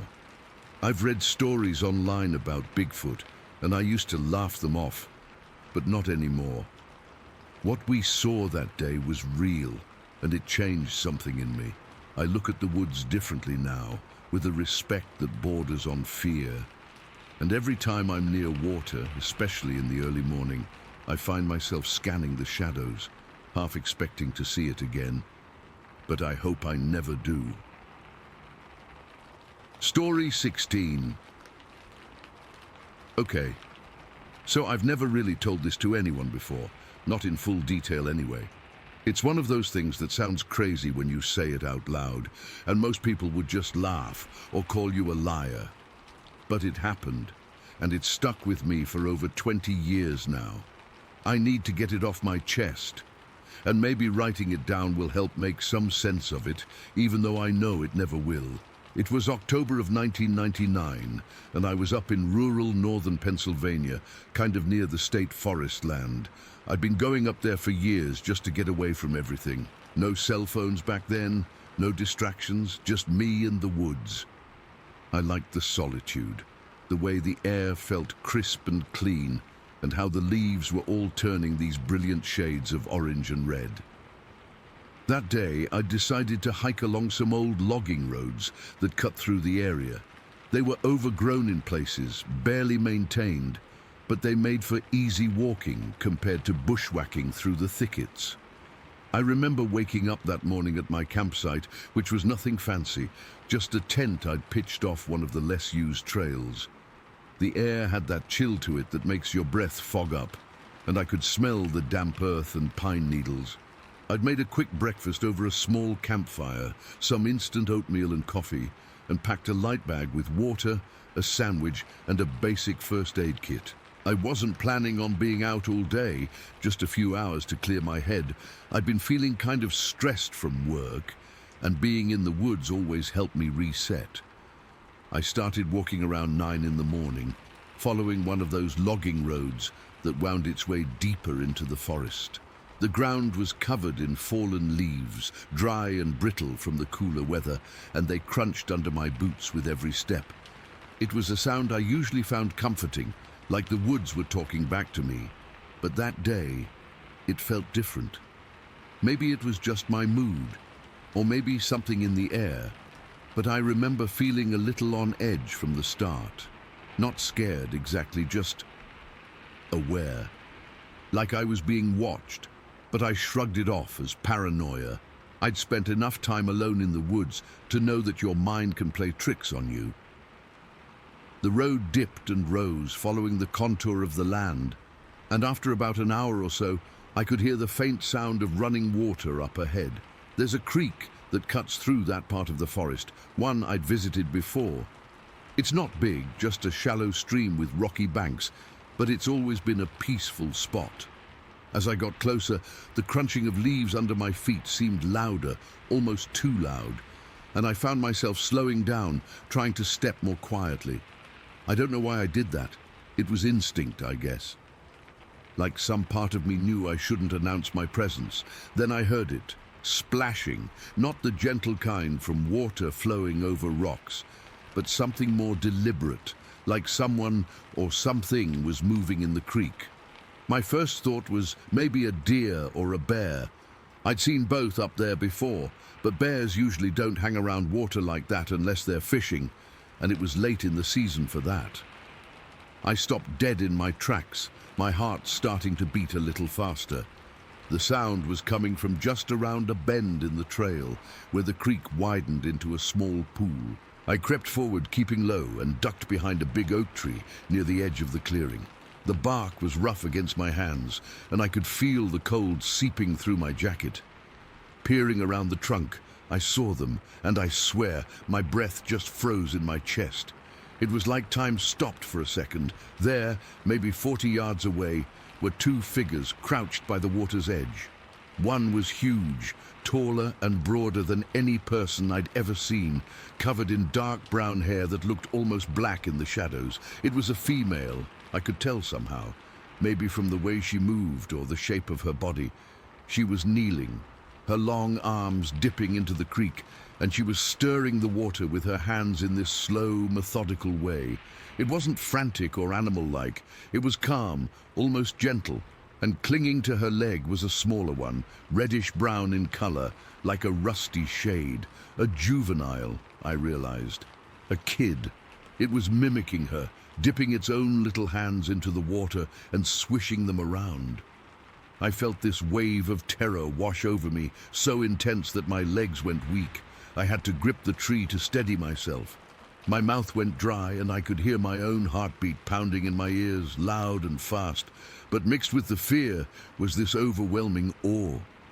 I'd heard stories about Bigfoot, Sasquatch, whatever you want to call it, but I'd always dismissed them as folklore.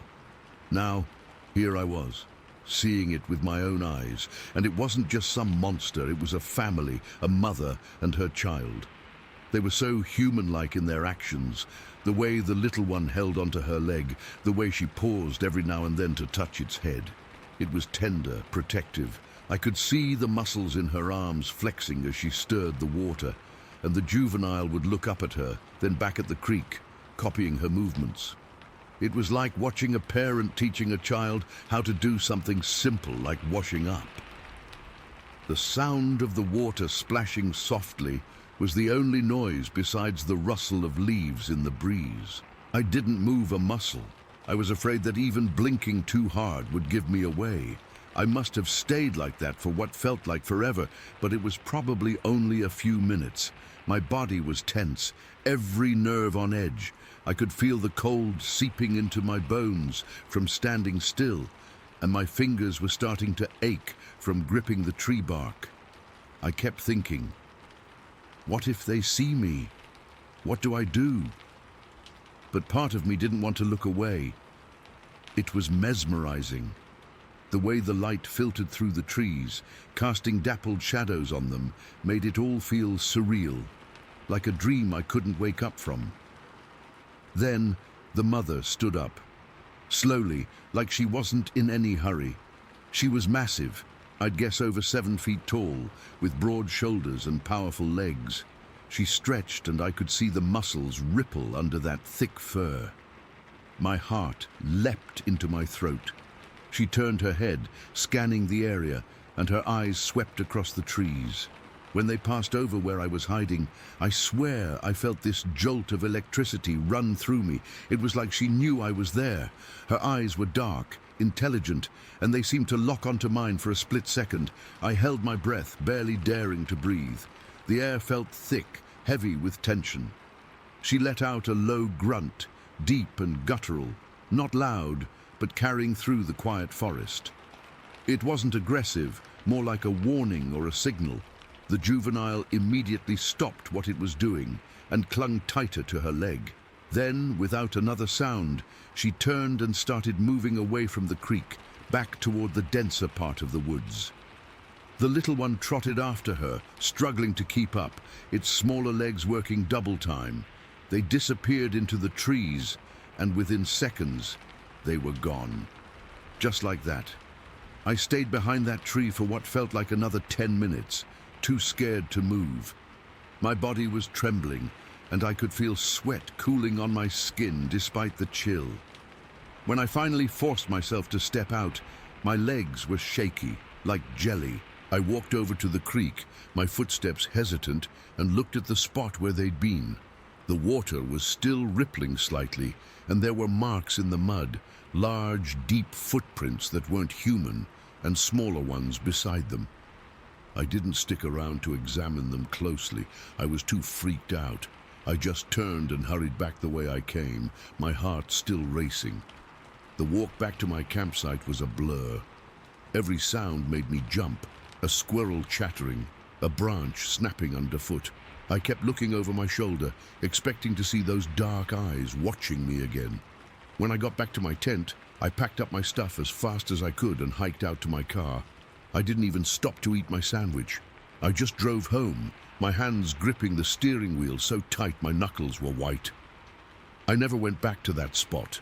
For years I thought about it constantly, turning it over in my mind. Was it real? Did I imagine it? But I know what I saw. That mix of fear and wonder has never left me. Sometimes, when I'm in a quiet place, I can still picture them. The mother stirring the water, the little one mimicking her. And that moment when she looked right at me, I can't explain it, and I don't think I ever will. It's just one of those things that happened, and it changed how I see the world. Story 17. I'd been on the road for about an hour, and it was pitch black outside. No street lights, just my headlights cutting through the darkness. The road was mostly empty because, well, it was Christmas Eve. Most folks were already home with their families, sipping hot cocoa or whatever, but I'd promised my sister I'd stop by, and now I was paying for it with this long, lonely drive. The tires crunched over a bit of slush left from an earlier snow, and I could feel the steering wheel vibrating under my gloves. I was bundled up in my winter coat, but the cold was still seeping in through the cracks.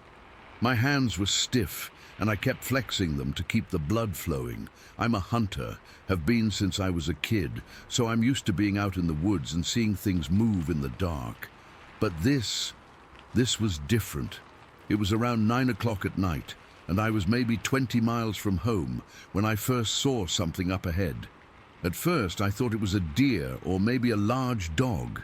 You see a lot of those out in the country, especially in winter when animals are desperate for food. But as I got closer, I realized it was too big to be a deer. It was just a dark shape standing right in the middle of my lane, not moving. My heart did this little jump, and I eased off the gas, squinting to make it out. I flipped my high beams on, and that's when everything clicked into place. It wasn't a deer, it wasn't a person, it was... I don't even know how to describe it without sounding crazy, but I'll try. This thing was huge, way over 7 feet tall, and it was covered in dark, coarse hair that looked almost black in the headlights. Its head was rounded, not like a bear's, but more like a human's, but bigger and kind of blocky, and it was just standing there, facing me, like it was frozen. But the weirdest part was its right arm. It was holding it against its chest, kind of cradling it, like it was hurt. I could see the way the arm was bent, and the hair on that side was matted, almost like it had been in a fight or something. My mind was racing. I've seen bears, coyotes, even a mountain lion once, but this was nothing like any of them. It was too upright, too human-like, but way too big and hairy. I felt this cold sweat break out on my forehead, even though the air in the car was warm from the heater. My hands tightened on the steering wheel, and I could hear my own breathing, loud and shaky. I didn't want to hit it, not just because it would wreck my car, but because something in my gut told me this wasn't normal. This wasn't some animal that had wandered onto the road. So I started slowing down, almost to a crawl. The car was maybe doing 10 miles an hour, and I was gripping the wheel so hard my knuckles hurt. I could see the thing more clearly now. Its eyes, they were kind of reflective, like an animal's, but there was this intelligence in them that made my skin crawl. It wasn't looking at me with fear or aggression, it was just stunned, like the headlights had caught it off guard, and it didn't know what to do. I remember thinking, this can't be real, this has to be a dream. But the cold air biting at my cheeks through the window crack I had opened for fresh air reminded me it was all too real. I knew I had to get around it. The road was 2 lanes, one heading north, one south, and there was no one else around. No headlights in either direction, just me and this thing. So I steered into the opposite lane, my heart pounding in my ears like a drum. I was so close, I could have reached out and touched it if my window had been down. As I passed, I got a good look at its side. The hair was thick and shaggy, like a buffalo's, and it smelled... God, the smell hit me even through the closed window. It was this musky, earthy odor, like wet fur and dirt, mixed with something else, something rotten almost. I gagged a little and my stomach churned. It didn't move. It just stood there, dazed, with its arms still held tight against its chest. I could see the muscles in its legs, thick and powerful, and the way its feet were planted on the icy road. They were big, like a man's, but wider, and I could see claws or something on the toes. I didn't stick around to look more. As soon as I was past it, I hit the gas, my foot slamming down almost on instinct. The car lurched forward, and I glanced in the rearview mirror. It was still there, just a dark shape shrinking behind me. But then, this thought hit me. What if it's hurt? What if it needs help? I know it sounds stupid, but in that moment my hunter's instincts kicked in. I've always had a respect for wildlife, even the dangerous kinds, so I decided to turn around. I found a spot about a quarter-mile up where the road widened enough for a U-turn, and I swung the car around, my tires skidding a little on the ice. My hands were trembling now, and I could feel the adrenaline making my whole body shake. I drove back slowly, my high beams still on, scanning the road ahead. When I got to where it should have been, there was nothing, just empty road, with the snowbanks on either side glowing white in the headlights, no tracks, no sign that anything had been there. I slowed to a stop right where I'd seen it, and I rolled down my window. The cold air rushed in, so bitter it felt like needles on my skin. I listened, but all I could hear was the wind whistling through the trees and the faint hum of the engine. No footsteps, no cracking branches, nothing. It was like it had vanished into thin air. I got out of the car for a second, my boots crunching on the snow. The ground was frozen solid, and I shone my flashlight around. I always keep one in the glove box. There were no footprints, no broken snow, no blood, nothing. Just smooth, untouched snow leading into the woods on either side. The trees were thick and dark, and the shadows seemed to move in the beam of my light. I felt this primal fear then, like I was being watched. My breath came out in white puffs, and I could feel the hair on the back of my neck standing up. I didn't stay out long. I jumped back in the car and locked the doors, my heart racing like I'd just run a marathon. The rest of the drive home was a blur. I kept checking my mirrors, expecting to see something following me, but there was nothing. The radio was still on, but I turned it off because the silence felt safer. Every shadow on the road made me flinch. Every gust of wind sounded like footsteps. When I finally pulled into my driveway, my hands were so numb from gripping the wheel that I had to pry them off. I sat in the car for a few minutes, just staring at my house, with the Christmas lights twinkling in the windows. It felt like I'd stepped out of one world and into another. I never told my wife what happened. She asked why I was so pale and quiet, and I just said the drive had been rough because of the weather. How could I explain that I'd seen something that shouldn't exist? Over the years, I've gone over it in my head 1,000 times. As a hunter, I know animals. I know their shapes, their behaviors. This wasn't a bear or a person in a costume. No one would be out on a freezing Christmas Eve dressed like that, miles from anywhere. And the way it moved or didn't move, it was too real, too solid. The memory of that smell, that stance, it stuck with me. Even now, all these years later, I sometimes wake up in a cold sweat, dreaming about those eyes in the headlights. I've never gone back to that spot on Route 4, not even in daylight. There's a part of me that still wonders what it was, why it was there, and if it was really injured. But I'll never know. It's just one of those things that happened, and I'm left with this feeling that I brushed up against something other, something that doesn't fit into the world I know. And that's it. That's what happened that night. I still can't explain it. Story 18. Okay, so I need to get this out. I've been carrying this around for months now, and I can't sleep. I can't think straight. My husband, Tom, he doesn't really want to talk about it anymore. He says it's better to just forget, to move on, but I can't. I just can't. Writing it down might help. I don't know. I just know I have to tell someone who might actually listen.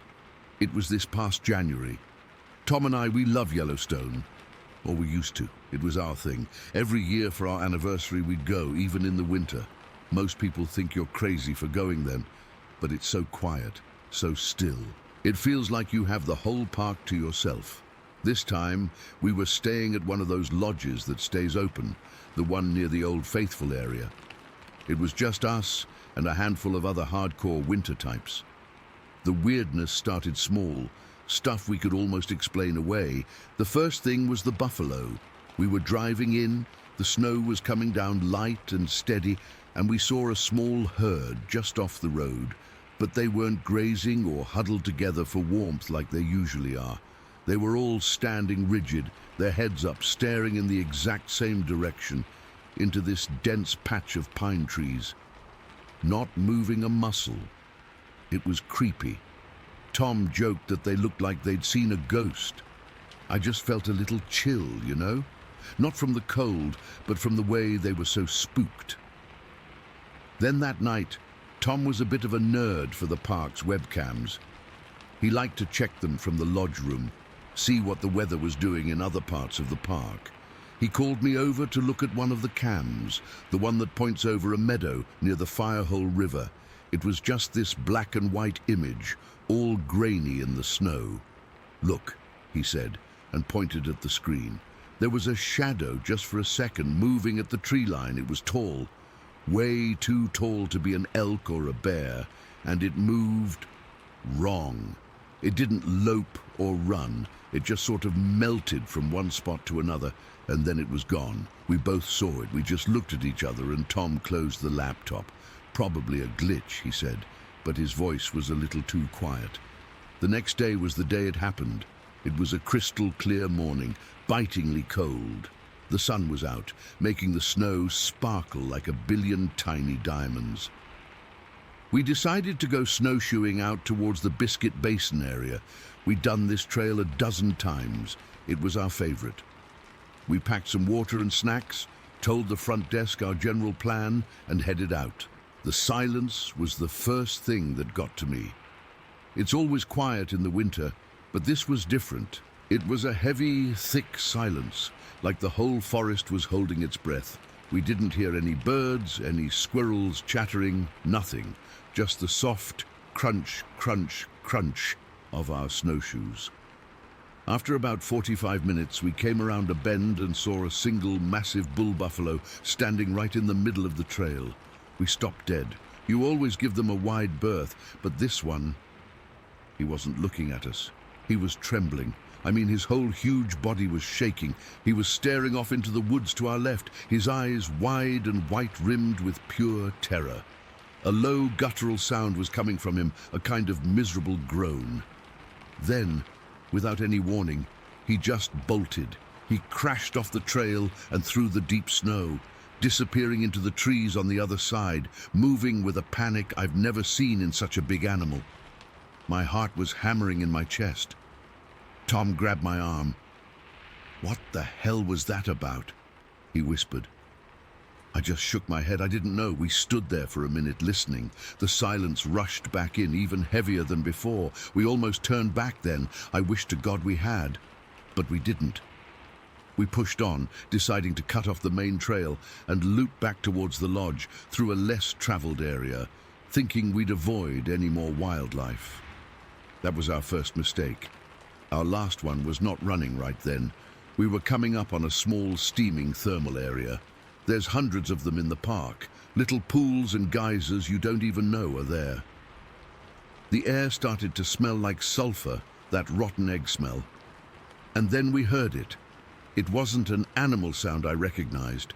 It was a howl, but deep, so deep it felt like it was vibrating in my bones. It wasn't a wolf.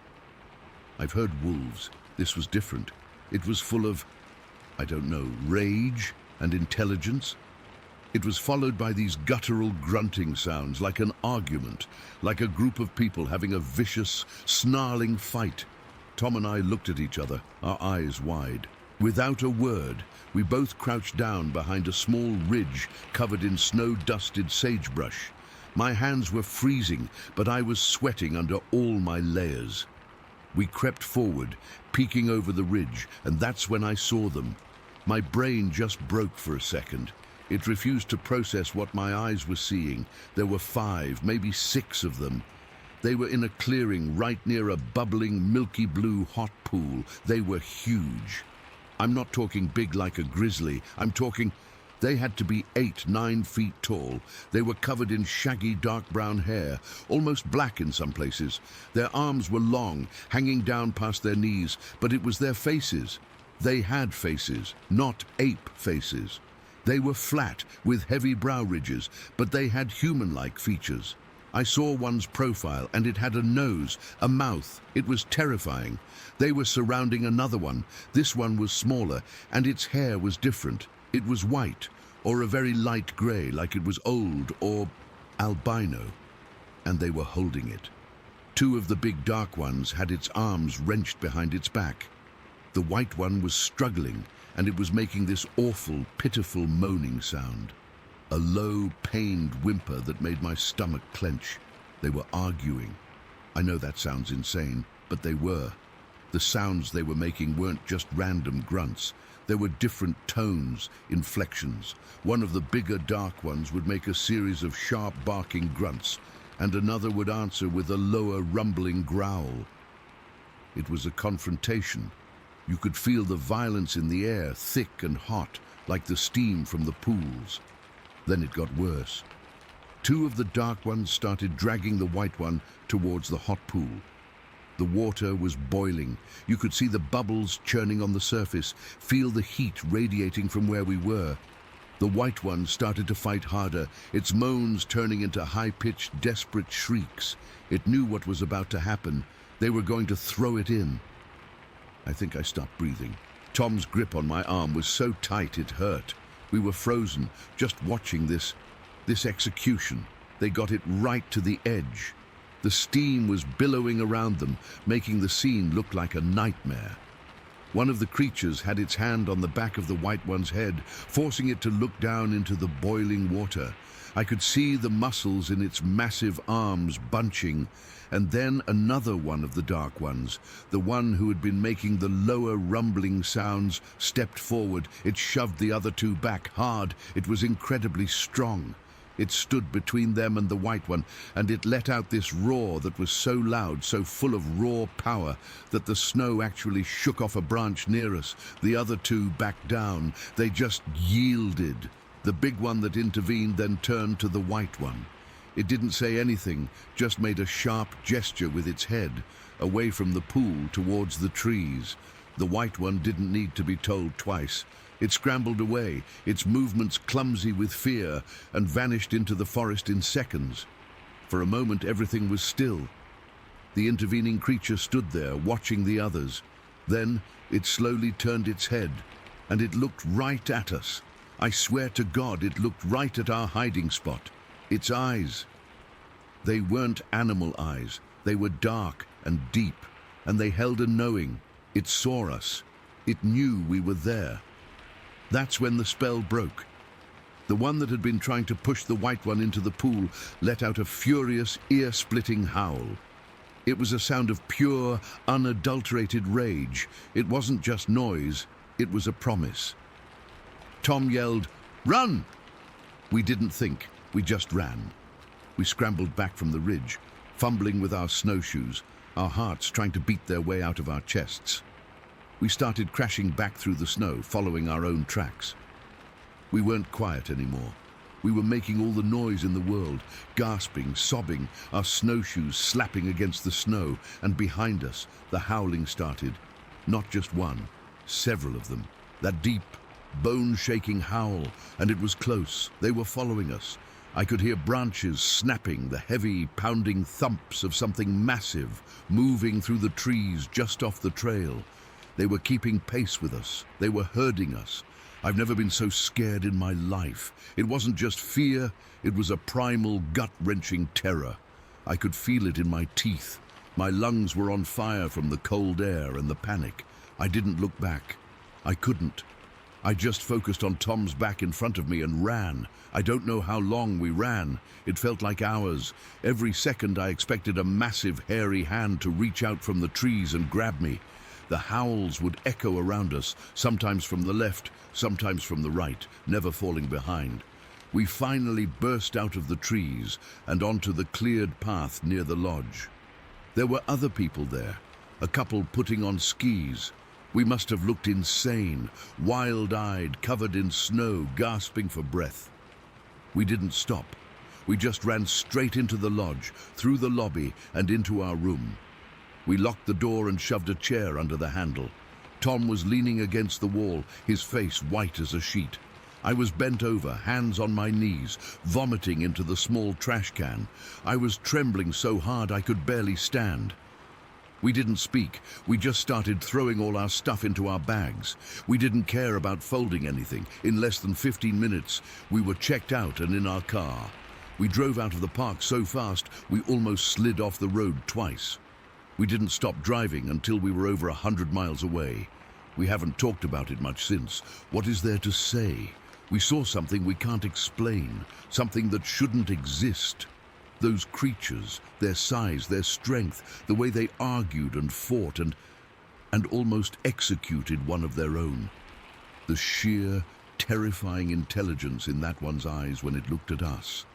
Yellowstone was our happy place. It was where we fell in love with nature. Now the thought of it just makes me feel sick. I can't even look at pictures. The memory of that white one's pitiful moans, the sound of that final, furious howl. It's all just stuck in my head. And the worst part, the thing that keeps me up at night, isn't just what we saw, it's the question that follows me everywhere now. If there were that many of them in one place in the middle of the day, how many more are out there? How common is this? What else is living in those woods that we don't know about? I don't think I'll ever have an answer. I just know I'll never ever go back.